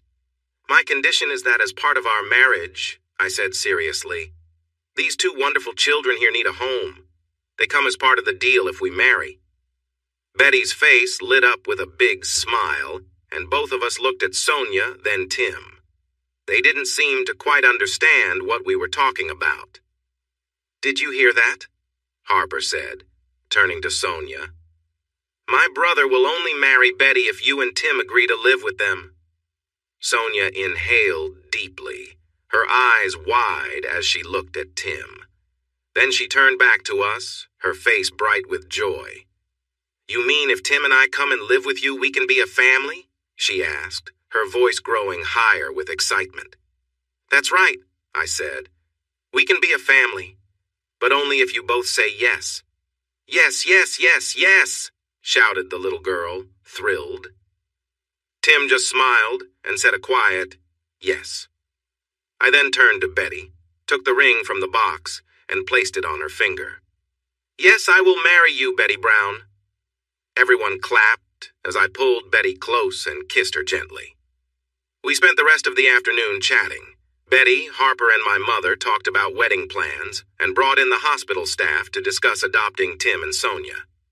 Later in the afternoon, I was cleared from the hospital with instructions to take a week off, which Betty quickly arranged with a phone call to Jeff. That night, as I climbed into bed, I was not surprised to see Betty enter the room, wearing a simple white shirt and smiling softly. She pulled back the sheets and climbed in next to me, raising an eyebrow as she noticed me watching her. You will be able to keep your hands to yourself tonight, won't you? She asked with a serious expression. Remember, the doctor said to take it easy. I swallowed and nodded. Are you? Betty laughed softly. Honestly, right now I want to be close to you. But I want you to be ready for it. I don't want you back in the hospital because of me. Her tone shifted from serious to playful. I opened my arms, and without thinking, she cuddled into me. Suddenly, our lips met, and I was amazed by how natural it felt to be with her. I felt her hands wander. She caressed my arms and touched my face as we kissed. After a moment, she pulled back, holding my face and looking into my eyes. I love you, Brian, she said. And I love you, Betty, I replied. After a little while, we paused and reflected. Betty, I said softly. I know, she replied. Just hold me as we fall asleep, please. I want to feel your arms around me. I smiled as she nestled closer, feeling comfortable and happy. She giggled softly. I know you care about me, she whispered, settling against me. Soon. Very soon. She was right. I wanted nothing more than to be close to her, but I knew I could wait a little longer. As I fell asleep with my arm around her for the first time, I didn't dream of past troubles. Instead, I dreamed of warmth, love, and a family, with Tim and Sonia along with our own future children. In the morning, I woke up to find Betty already awake. She lay there, and when I opened my eyes, she smiled and touched my cheek. Hi, she said. Hi, I replied, looking back at her. Betty, please tell me this is real. I never thought I would find someone who loves me, someone who accepts me. She leaned in and kissed me. It's real, my love, she said softly. And she paused. What is it? I asked, suddenly more alert. Brian, I was wondering if you'd let me do something for you. I grinned at her. Something fun? Betty shook her head, blushed a bit, and then nodded sideways. No, not really, but it involves some touch. I propped myself up on my elbow, feeling warm from being so close to her all night. What do you want? You know I would do anything for you. She glanced at the bedside table behind me and then back at me. I noticed my alarm clock and saw it was only 7:30 in the morning. We have all day, I said. Other than visiting the kids, Is there anything else we have to do today? She nodded. I wasn't really looking at the time. I had a dream last night, and I was wondering if you would let me act it out. A dream? I asked, my smile returning. She nodded and got up, walking around the bed. I admired her as she picked up a bottle of lotion from the far edge of my bedside table. If you don't mind, she said shyly, I'd like to rub this on your back. As someone who had suffered burns, my skin needed regular care to stay healthy. If I didn't take care of it, my skin became red and irritated. I often went to the doctor for this, and part of my routine was applying lotion to keep my skin moisturized. I could usually manage my face and arms easily, but my back was harder to reach without a special tool. I was glad that my fiancé wanted to help me with this. I swallowed and nodded. I would like that, I told her, feeling a bit nervous. The smile she gave me was bright, like she had just finished a big fashion show and was beaming at everyone in the audience. We took a few minutes to get ready, taking care of our morning needs, and I grabbed some towels from the hall closet to place on the bed. I took off my shirt while Betty watched, and I noticed a mix of emotions on her face when she saw the scars on my back for the first time. In Sydney, she had mostly seen my chest. My back, however, was marked in a way that was much more noticeable. I let her look, no longer worried about being turned away. I knew she loved me, and I was quiet. Brian, would you be okay if I touched you? She asked gently, a bit nervous. I nodded. If it's your touch. A moment later, I felt her soft hands on my back. She traced the lines and scars, exploring each part. I was surprised when I felt the first gentle kiss on my back. Betty was kissing the parts I usually hid from everyone. But now, I felt I could trust her. After a little while, she asked me to lie face down on the bed. I lay down, positioning myself comfortably.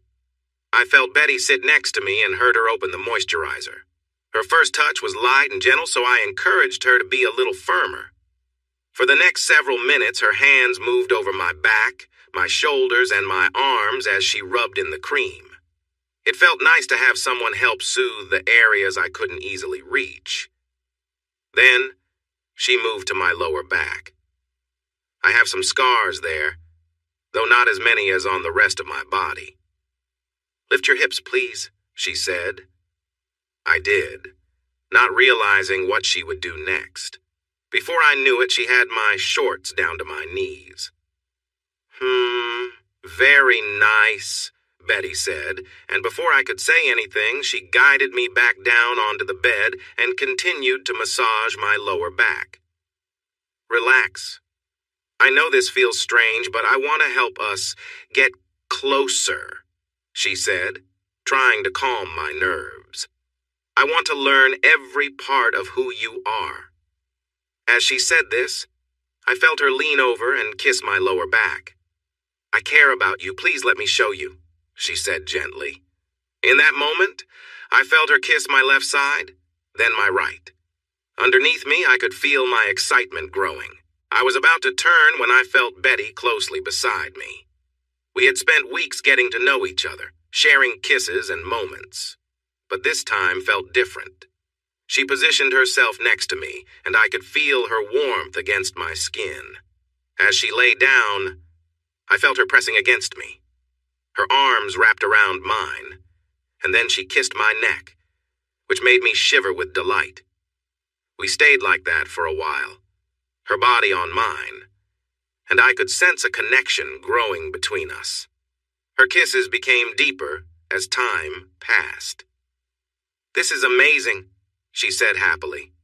It's my dream to be close to you like this and show you how much I care. I'm not bothering you, am I? I laughed softly. No, it feels new, but it's nice. I feel warm and cherished. She moved on to her hands and knees. Roll over. I want to be beside you and look into your eyes. I turned over and felt a rush as I saw her up close again. Betty smiled, noticing my reaction. She leaned down and kissed me quickly while supporting herself on her hands and knees. "Do you like what you see?" she asked playfully. The question surprised me. Here I was, in bed with someone others considered incredibly attractive. She was admired by people everywhere, and yet she seemed unsure about how I felt. "You are by far," I said, reaching out to touch her cheek, "the most beautiful person I have ever shared a moment with." She giggled at my words and settled down beside me, playfully nudging me. "You charmer," she replied, blushing as she lightly tapped my chest. "I'm sure you say that to everyone," she teased, a playful smile in her eyes. I laughed, feeling a bit nervous, but happy. She looked at me warmly, a hint of fun and confidence on her face. "Are you surprised?" she asked with a grin, her eyes full of excitement. I was speechless for a moment, taken aback by her energy and kindness. She tilted her head, her gaze softening as she looked at me. "You really care, don't you?" she said quietly, reaching over to hold my hand. "You make me feel seen and special, and I don't take that lightly." I nodded, feeling a surge of warmth. "I do care," I replied, looking into her eyes. She gave my hand a gentle squeeze. "Then let's take this one step at a time. There's no rush. No need to be anything but ourselves here," she said softly, her smile reassuring. The moment felt right, filled with the kind of trust and comfort I hadn't expected. We sat there in silence for a while, content just being close, knowing that whatever we shared was genuine and special. Brian couldn't believe this was happening. He felt nervous yet joyful, looking at Betty with awe and gratitude. She held his hand, and they both shared a deep, silent moment, feeling a closeness he hadn't experienced before. They lay together, both knowing they were sharing something genuine and meaningful. Betty looked at him, her eyes full of warmth. "You make me feel special, Brian," she said softly. He held her closer, his heart pounding, and smiled. They spent the morning simply enjoying each other's company, talking, laughing, and letting the time pass peacefully. Their connection was deepening, and it felt natural and right. Brian felt like he was finally where he was meant to be, with someone who truly understood and valued him. In that quiet, shared moment, they both knew this was a love built on mutual respect and trust, a foundation they could build a future on. "Let's have a baby together." Hearing those words stirred something deep in me, surpassing any pleasure I had felt before. As we relaxed, Betty kept her head close to mine. "Did I do okay?" I asked, my voice a bit shaky. Betty laughed softly. "Brian, you were more than okay. It was amazing. Did you feel how I was around you?" Her words sounded sweet and a little playful, and I enjoyed how she talked about our connection. "Yes, it was incredible," I responded. I shifted away slightly, and she curled up next to me, resting her head on my chest, as her finger traced one of my chest scars. "Brian, that was the first time I've ever felt that way with someone," she said. I paused to think about it. She had mentioned before that she had been with other people, but she also said I would be her only one now. That made me smile. I leaned down and kissed her forehead. "Thank you," I told her simply. She looked up at me and smiled. "You're welcome. Just so you know, Brian, you're mine now," she said. "I have been since that first kiss," I replied, and she returned my smile. "But I want you to know that I am yours too. No one else will ever share this with me, and if someone tries, I won't let them," she said. "I feel the same way," I replied, a slight growl in my voice. She laughed. happy as we enjoyed the moment together. I want to be the first for you, and there are some things I'd like to explore. Like what? I asked, holding her close. Betty turned a bit red. Well, one thing people talk about is trying new things, she said, laughing a bit as I shifted. I've never felt ready before, but I'd like to try with you, and I hope we can keep it between us. I thought it over and nodded. What else? I'd like to try being tied up and blindfolded, she said. I noticed her change in mood slightly. Got it, I said. What about your wishes? She asked me. I took a moment to think, unsure, but she pushed me to be honest. Well, I've thought it would be fun to share sushi in a different way, I said, remembering a show I saw once. She giggled and then turned serious. Have you ever thought about a wild night? I haven't really, but I know of some. No, I interrupted. Just drinks with you any day sounds good, but nothing that could harm us. I've seen the impact. She squeezed my hand. Me too. We're on the same page about that. We spent some time talking about what we liked and didn't like, and I learned that her past experiences were quite simple. She explained that she hadn't found someone she truly loved and trusted until now. She wanted to explore new possibilities, but only with someone who would treat her kindly. After about an hour and a half, we finally got out of bed, showered, dressed, and went to the hospital to visit Tim and Sonia. They were so happy to see us, and we began talking about family life. We spent most of the day together, and Sonia was especially excited about being able to leave the hospital soon without needing a nurse.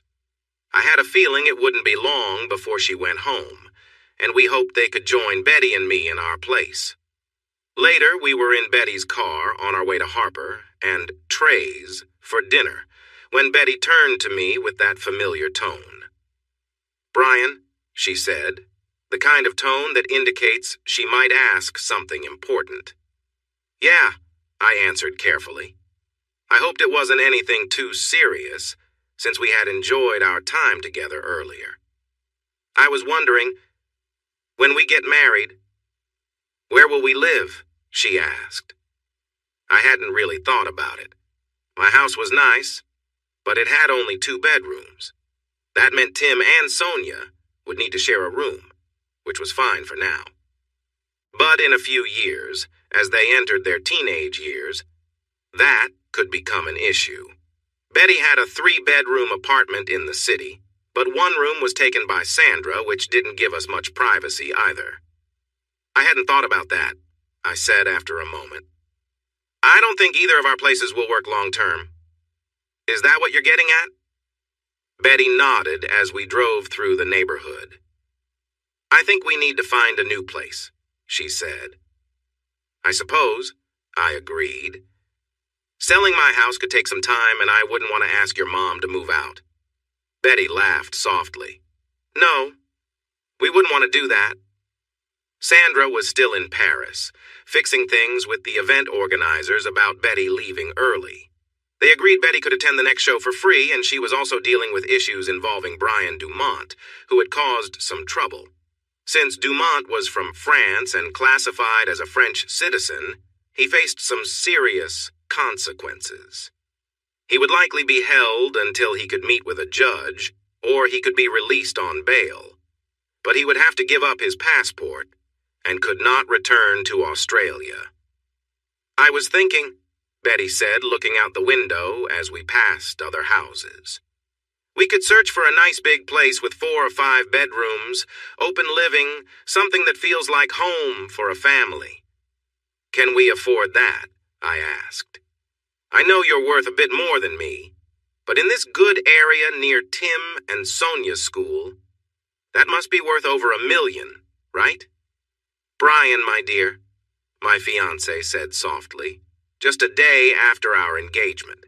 How much do you think him worth? I thought back to the websites I had browsed after our first kiss. I shrugged. I'm not sure, I replied. I'm not in love with you for your money, maybe 7 or 8 million? She laughed. You were looking at Wikipedia, weren't you? I felt my face turn red as we turned a corner.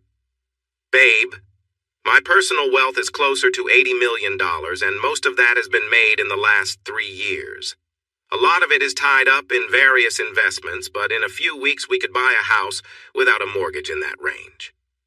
My eyes widened. I had no idea, I said. Hey, she said, sensing my surprise. If I was worried about you wanting my money, I would have brought it up before now. Like professional athletes, models have a short time at the top. As we get older, younger faces replace us. I grinned. You will always be beautiful. Thanks, babe, she said, placing her hand on my leg as we stopped at a red light. I know you'll always see me that way. And while I will always have my appeal, think of how Cindy Crawford aged. I know my popularity will fade over time. While we're successful, we make as much money as we can, then let smart people help us invest so we can be comfortable for life. The light turned green. That makes sense, I replied. Besides, don't you think it would be nice for us to give Tim and Sonia a brother or sister in a few years? I looked at the amazing woman beside me, her smile bright and her eyes shining with excitement as we pulled into Harper and Trey's driveway. I think I would like that, I said thoughtfully, turning off the car. The next few months were busy. Betty managed to work from various studios in the city, only needing to travel 3 times over 2 months, and those were just day trips.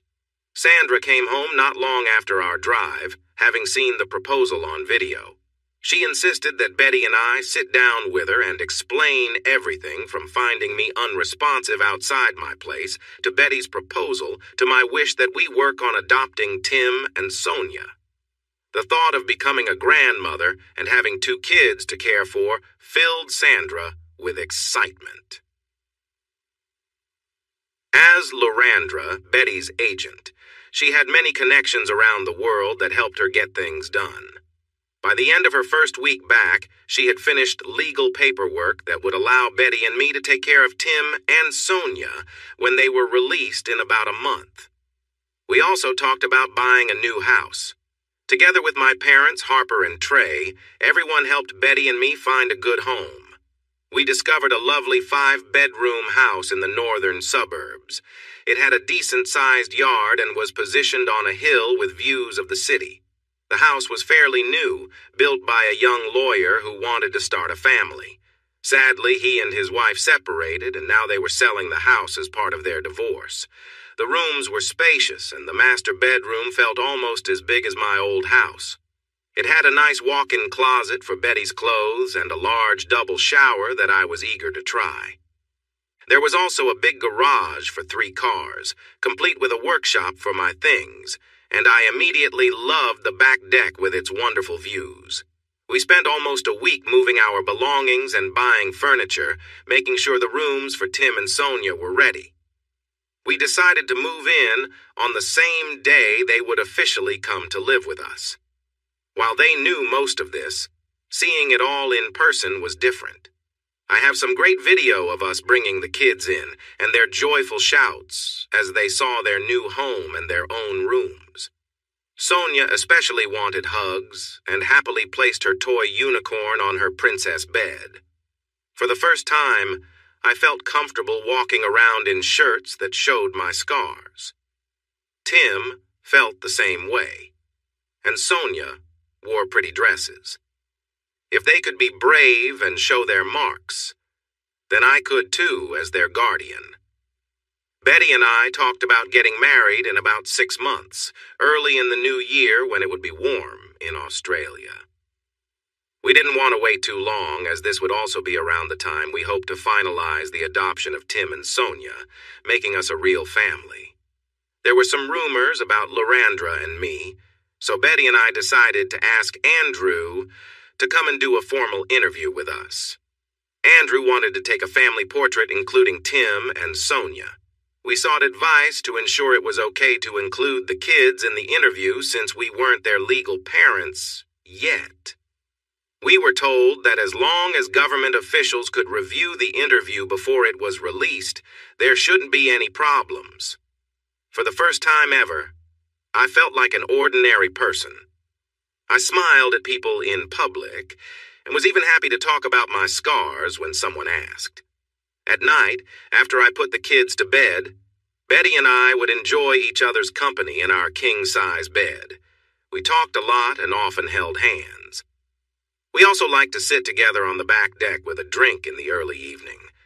I felt happy and ready to start my new life with my wife and the two kids I was proud to call my son and daughter. Just a few weeks before the wedding, everything changed. I had my right hand in a bucket of ice, the water tinted red with a little of my blood. My hand hurt, but a checkup had shown it wasn't broken, just sprained. I sat back in the police interview room, using a napkin to gently dab my split lip. After sitting for about half an hour, trying to ignore the dull decorations, a detective came in with a folder. He placed it down and sat across from me before opening it and reading. Mr. Brian Other, recently turned 28. Works as a landscaper for Big Landscapes, current legal guardian of twins Tim and Sonia Redding, engaged to Betty Brown. He frowned at her name while looking at a photo of her. Better known as the model Lorandra, I spoke up, making the connection clear. His surprise was evident for a moment before he regained his professional stance. Well, yes, of course, Lorandra. Then he paused and looked at me with a hint of disbelief. Really? Lorandra? He asked. I chuckled. Yes, I'm engaged to Lorandra, also known as Betty Brown, one of the most beautiful women in the world. He cleared his throat, his voice a bit shaky. Really, I mean. I raised an eyebrow. A few months ago, his reaction would have made me anxious, but I felt different now. Is there something wrong with me? A reason I shouldn't be with her? I sensed what he wanted to say, but he held back. I laughed again. Is it because I am a large, awkward person? I enjoyed his discomfort. When he began to respond, I waved him off. Detective, it's fine. I know that when the media catches wind of this, there will be a lot of talk about me and Betty. But yes, I am engaged to her. He smiled and seemed to relax. I'm sorry, Mr. Other, he said. Brian, I replied. Brian, he repeated, nodding. Well, Brian, we have a bit of a problem here. Can you walk me through it? Am I under arrest or facing any charges? I asked, trying to see if I needed a lawyer. Not right now, the detective replied, shaking his head. Everyone is here, and we're interviewing each person separately. It's possible there could be charges, but it depends on what everyone says. What about Tim and Sonia? I asked. They're being watched by. He paused as he looked at his notes. Ms. Harper Other. Your sister? I nodded, feeling relieved that the kids were safe. Can you tell me what happened this afternoon? He asked, putting a recorder on the table. Is that okay? I nodded. I'd rather keep it casual and off the record. I'm willing to share what happened, but if you want to record it, I would have to talk more formally and I'd prefer to keep it friendly. He leaned back and looked at me for a moment. Okay, casual for now. So, Brian, what happened? He put the recorder away, and I took a deep breath to gather my thoughts. Since that important day in New Farm Park, my life had changed a lot. I was no longer defined by the sadness from the scars on my body, scars I got from saving my sister from a fire when I was younger. Indeed, after meeting Betty Brown, better known to the world as Lorandra, the supermodel, I began to open up. We were engaged, and we were also in the process of adopting twins.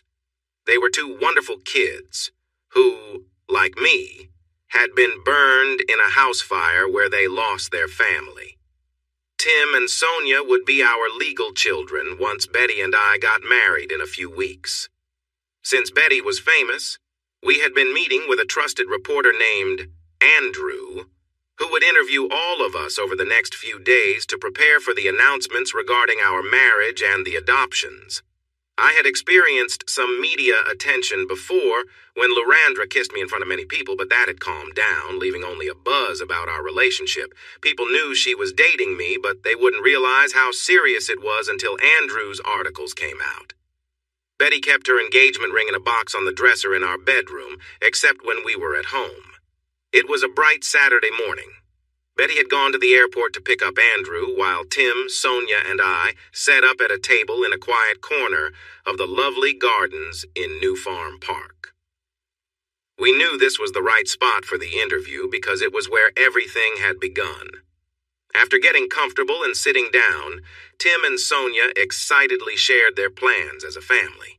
They talked about trips to the beach, visits to Disneyland, friends they wanted to see, pets they hoped to get, movies they wanted to watch, and what kinds of chocolate and candy should always be in the house. Since coming into our care, both kids had really thrived.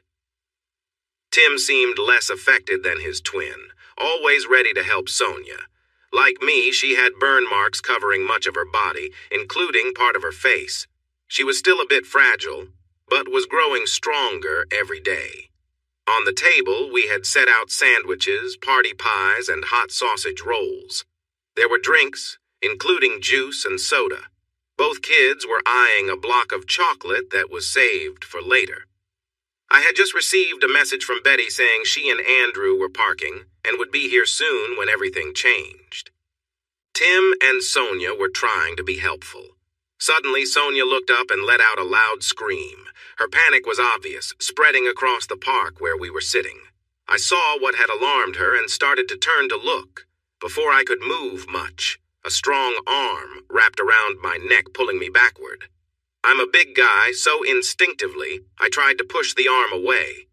But there were others ready to help. As the first person let go, two more grabbed my shoulders and forced me down to my knees.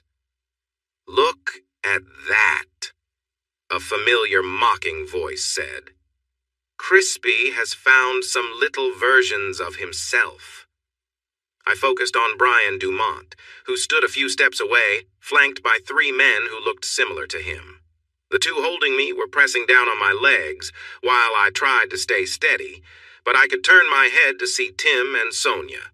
They were trying hard to stay quiet, held by another man. I didn't like the sneaky grin on his face. I looked back at Dumont. "What do you want?" I asked, trying to stay calm in front of my old enemy. "Revenge," he shot back. "You had me arrested, and now I plan to make you pay before you can go to the police. You will write a statement to make sure I get off easy." My family had to help me escape the country. And now you need to fix this for me or face serious consequences, Dumont. "Leave me alone, Dumont," I said sharply. "This is your fault, not mine. My answer is no. Now let me go and step back before I lose my patience." Dumont laughed harshly and looked at me with disdain. "You don't understand, Crispy," he said, nodding his head. Just then I felt a sharp jab in my back, and Sonia let out a cry before falling silent. I looked over and saw that Dumont had his hand over her mouth. I glared at him. "If you don't do exactly what I say, my cousins and I will hurt all three of you.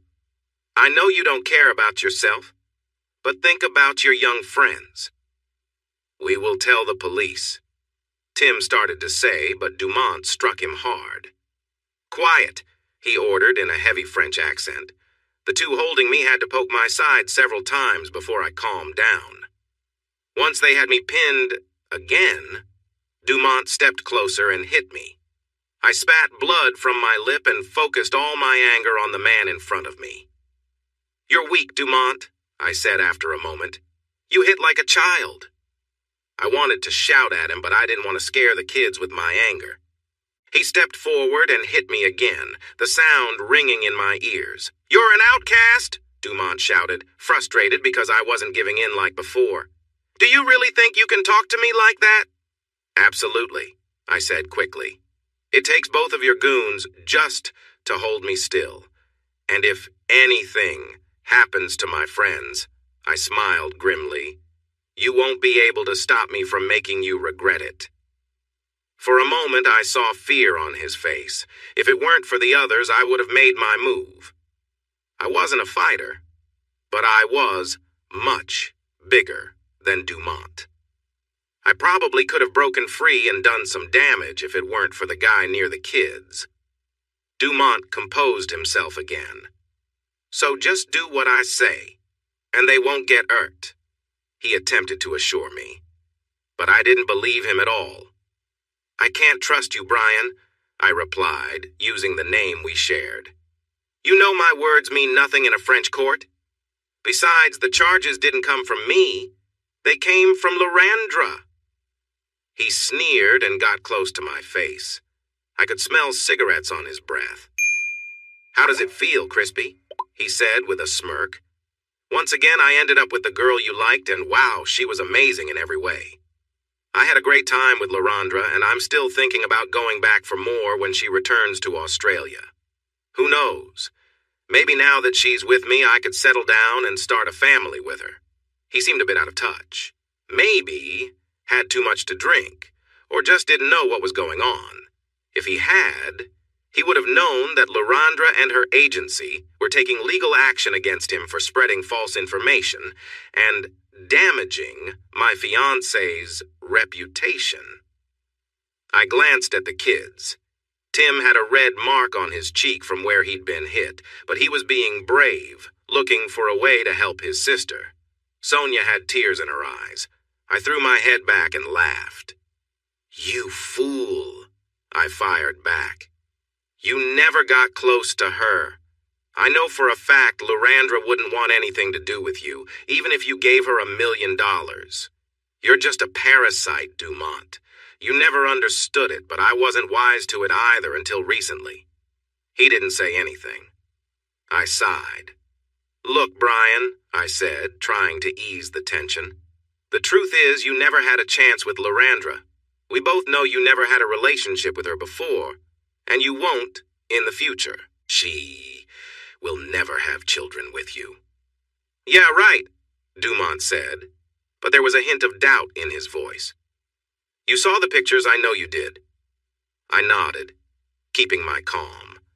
"Yes, I did, and it upset me enough to keep me in the hospital for a night." Dumont smiled, thinking he had the upper hand. "But that doesn't change the fact that you and Lorandra are not meant to be. I know the pictures are fake, and besides, she is with someone else," I said firmly. If he didn't know the latest about my relationship, maybe I could use that to my advantage and help the kids escape. "Yeah, her ex, Tommy," Dumont said smugly. "She played you, Crispy, used you for attention. She's going to marry Tommy, and you'll just be stuck here with these 2 kids." All 4 of the men laughed. I shook my head. "No, she's not with Tommy," I told him. "I just needed a little more time. Surely someone heard Sonia scream. There weren't many people around yet, but there were some in the distance who might notice and come to help." He scoffed at me. "You really think a woman like Lorandra would ever be interested in a guy like you who has to hang out with kids that look just as rough?"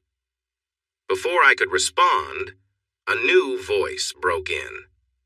"Yes, he is," my fiancé said. "He is the strongest and most handsome man I have ever met." Standing next to my bride was Andrew, along with 2 police officers. One was using a radio, likely calling for help. "I'm so amazed by Brian Other," Betty said. "I love him more than anyone can know, and we're getting married soon. Not only will those 2 kids you are holding join my husband and me as a family, but I also plan to start a family with him." Dumont looked shocked at Betty, then at me, and back again. I smiled widely at his surprise, and Betty was just as happy sharing her love for me. Dumont glanced at the kids, and as he did, I felt the two who were holding me relax at the sight of the police. Suddenly I was free and stood tall, sending them backward. I could still feel the earlier hits to my side, but I didn't care. I wanted to make a statement to Dumont. "Give it up, Dumont," I said firmly. "This isn't high school anymore. I'm not that kid you picked on. I've changed. I have people who care about me. I'm engaged to the most wonderful woman, and I know she loves me deeply." You've read about great love stories. Well, now you can add Lorandra and Brian Other to that list. It's a bond that you can't break. He glared at me, anger flashing in his eyes. "Fine," Dumont replied. "Then just vanish." Everything seemed to slow down in that moment. Dumont reached into his waistband, and I feared he was pulling out a weapon. The police were also drawing closer, but there were people in the way, including the kids. I knew they wouldn't shoot. I saw his fierce look and realized I had to act quickly. If he meant to harm me, others could be in danger too. As I said, I'm not one for fighting. Despite my size, I usually avoided conflicts and would rather walk away. But as Dumont tried to pull the weapon, I was already moving. He was only a few steps away from me, and I didn't need to move far. At the same time he turned to aim at me, I stepped forward, ready to defend myself. The sound Dumont made when I made contact was surprising. He staggered back and lost his grip, dropping the weapon. As my foot hit the ground, I threw my fist and knocked him down. He landed hard and lost 2 teeth while the gun flew away several feet. Suddenly, the police shouted orders, their guns ready, telling everyone to lie down. Dumont was already out cold, but the others quickly followed orders. To stay out of the way, I sat down. One of the officers gave me a thankful nod as he carefully moved to keep everyone away from the gun. In just a few minutes, nearly a dozen officers surrounded us, along with an ambulance crew. Media vans started to arrive, clearly alerted to the situation. Dumont lay face down on the ground, now in handcuffs. Sonia was sitting on my lap, and Betty sat next to me, gently cleaning my injured hand. Tim was in her lap as we waited. Andrew went over with an officer to speak with the media after getting our approval. "You haven't heard the last from me, Crispy," Dumont shouted, face down on the ground. I could see blood on his face, and he looked hurt. But no one rushed to help him. Instead, the ambulance crew made their way to us, and I made sure the kids would get checked first. Sonia made a little noise in response to Dumont. "You know?" she said sweetly, but loud enough for everyone to hear. "Mr. Bryan's going to be my dad soon. He has so much love and forgiveness, and I know he would forgive you if you asked." She looked up at me, and I smiled back before turning to Dumont. "But I don't want him to forgive you. You wanted to hurt him. He's going to be the best dad ever, and you won't get anything from my dad, my brother, or my mom," she said, looking at Betty, who was smiling brightly. "You get nothing. I think you should go to jail and stay there." I was thinking a lot at that moment, and she was right. I wasn't going to forgive Dumont. But what struck me was that she called Betty Mum and referred to me as Dad. I gave her a little squeeze, and we just sat and waited. The ambulance crew came to check on the kids. Betty waved them away from herself and then glanced at me. Lastly, they looked at Dumont. In the end, 4 men, French nationals who claimed to be on vacation, were arrested on several charges. Brian Dumont received help for a broken nose, some lost teeth, a fractured cheekbone, and a serious injury. As for me, I was given some pain relief, a bottle of water, and an ice bucket while I waited in a police room for everything to be sorted out. Our wedding was streamed online, with several companies paying a lot to Betty's agency for the chance to show it. Betty looked beautiful in her simple white satin dress. She had no long train, just a lovely bouquet of flowers in her hands as she walked down the aisle with Andrew. Tim was the ring bearer, and Sonia was the flower girl. Harper was her maid of honor, and Trey was my best man. We invited only 50 people to the small church and kept everything relaxed and simple. I do not remember much else from that day, except that we danced, laughed with our friends, and had a wonderful time. I could see the joy in Betty's eyes, like she had just won something special. Sandra and my parents took care of Tim and Sonia while we went on our honeymoon. We spent a month on a tropical beach. For the first time, I spent most of the trip without a shirt. The hotel staff were very polite and never asked about my scars, nor did they mention the happy noises from our beachside bungalow. When we returned home, our adoption paperwork came through the next month. By then, the kids were already calling us Mom and Dad after our fun day in the park. Now, they could legally use our last name. 6 months later, when Betty got pregnant with twins, we were all so excited. Almost 9 months later, George and Pris were born, and Lorandra decided to leave professional modeling. I kept working with Jeff, taking care of my crew, and I enjoyed my job. Now, Betty, the kids, and I go to almost every barbecue invitation. I am very comfortable in shorts and a short-sleeved shirt. You might be curious about what happened to Dumont. He and 3 cousins are now serving 6 years in an Australian prison. When they finish their sentences, they will be deported, and Dumont will still have to deal with charges back in France for his earlier actions.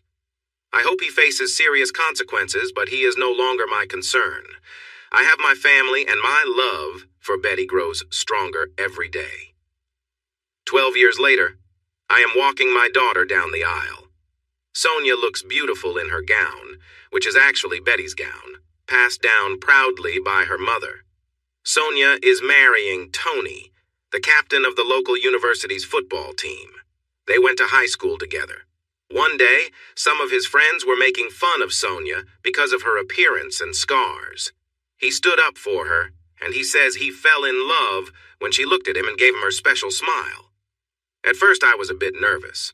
I worried that Tony might just be trying to hurt Sonia like Dumont had done to me long ago.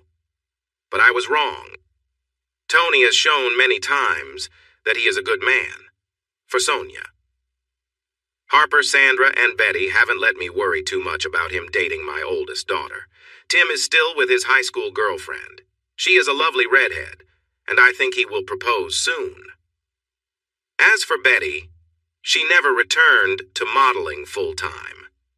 After George and Pris, she did a few shows, but then started her own agency with Sandra. They are doing well and represent notable models in Australia, the UK, and the US. During the wedding photos, Sonia posed with me. We both smiled proudly, showing our scars. They have become a mark of strength instead of shame. At the wedding reception, I had a special dance with Sonia. We both cried as we swayed to the music. When the song ended, I handed her over to her husband, and Betty took my arms. "My hero," Betty said, as I admired my wonderful wife. "No, you're mine," I replied, leaning down to kiss her. Her lips felt just as lovely as they did many years ago when she first caught my attention. She laughed, drawing smiles from the crowd around us. Betty, once known as Lorandra, touched my cheek, tracing the scar softly. "We've done well, haven't we?" I asked as we danced close together. "The famous model and the man with scars." She smiled at me, knowing that while I still feel a bit unsure about my looks, they no longer stop me from being seen. I have even been part of advertising campaigns that help burn victims feel proud of themselves. Betty shifted her hand to my chest, bringing me back from my thoughts, and then gently supported my chin. "We've done great, babe," she said, looking over at Pris, who was chatting with some of George's friends. Pris has her mother's looks but wants to study medicine, not modeling. George enjoys working with his hands and hopes to learn a trade after high school. I couldn't be prouder of all 4 of my children. I noticed Betty take a deep breath. So, the kids have their own room tonight, Betty said softly. I raised an eyebrow, a little surprised. I hear that former supermodel LaRondra is having a special show tonight, away from curious onlookers. How special? I ask with a smile. My wife leans closer to me. Just for you, honey. Just for you. I smile back. Life is good. Hey, everyone. Thanks for watching. Don't forget to subscribe and turn on notifications so you won't miss any of the exciting stories we have coming up. What do you think about the characters in this story? Let us know in the comments. We'd love to hear from you.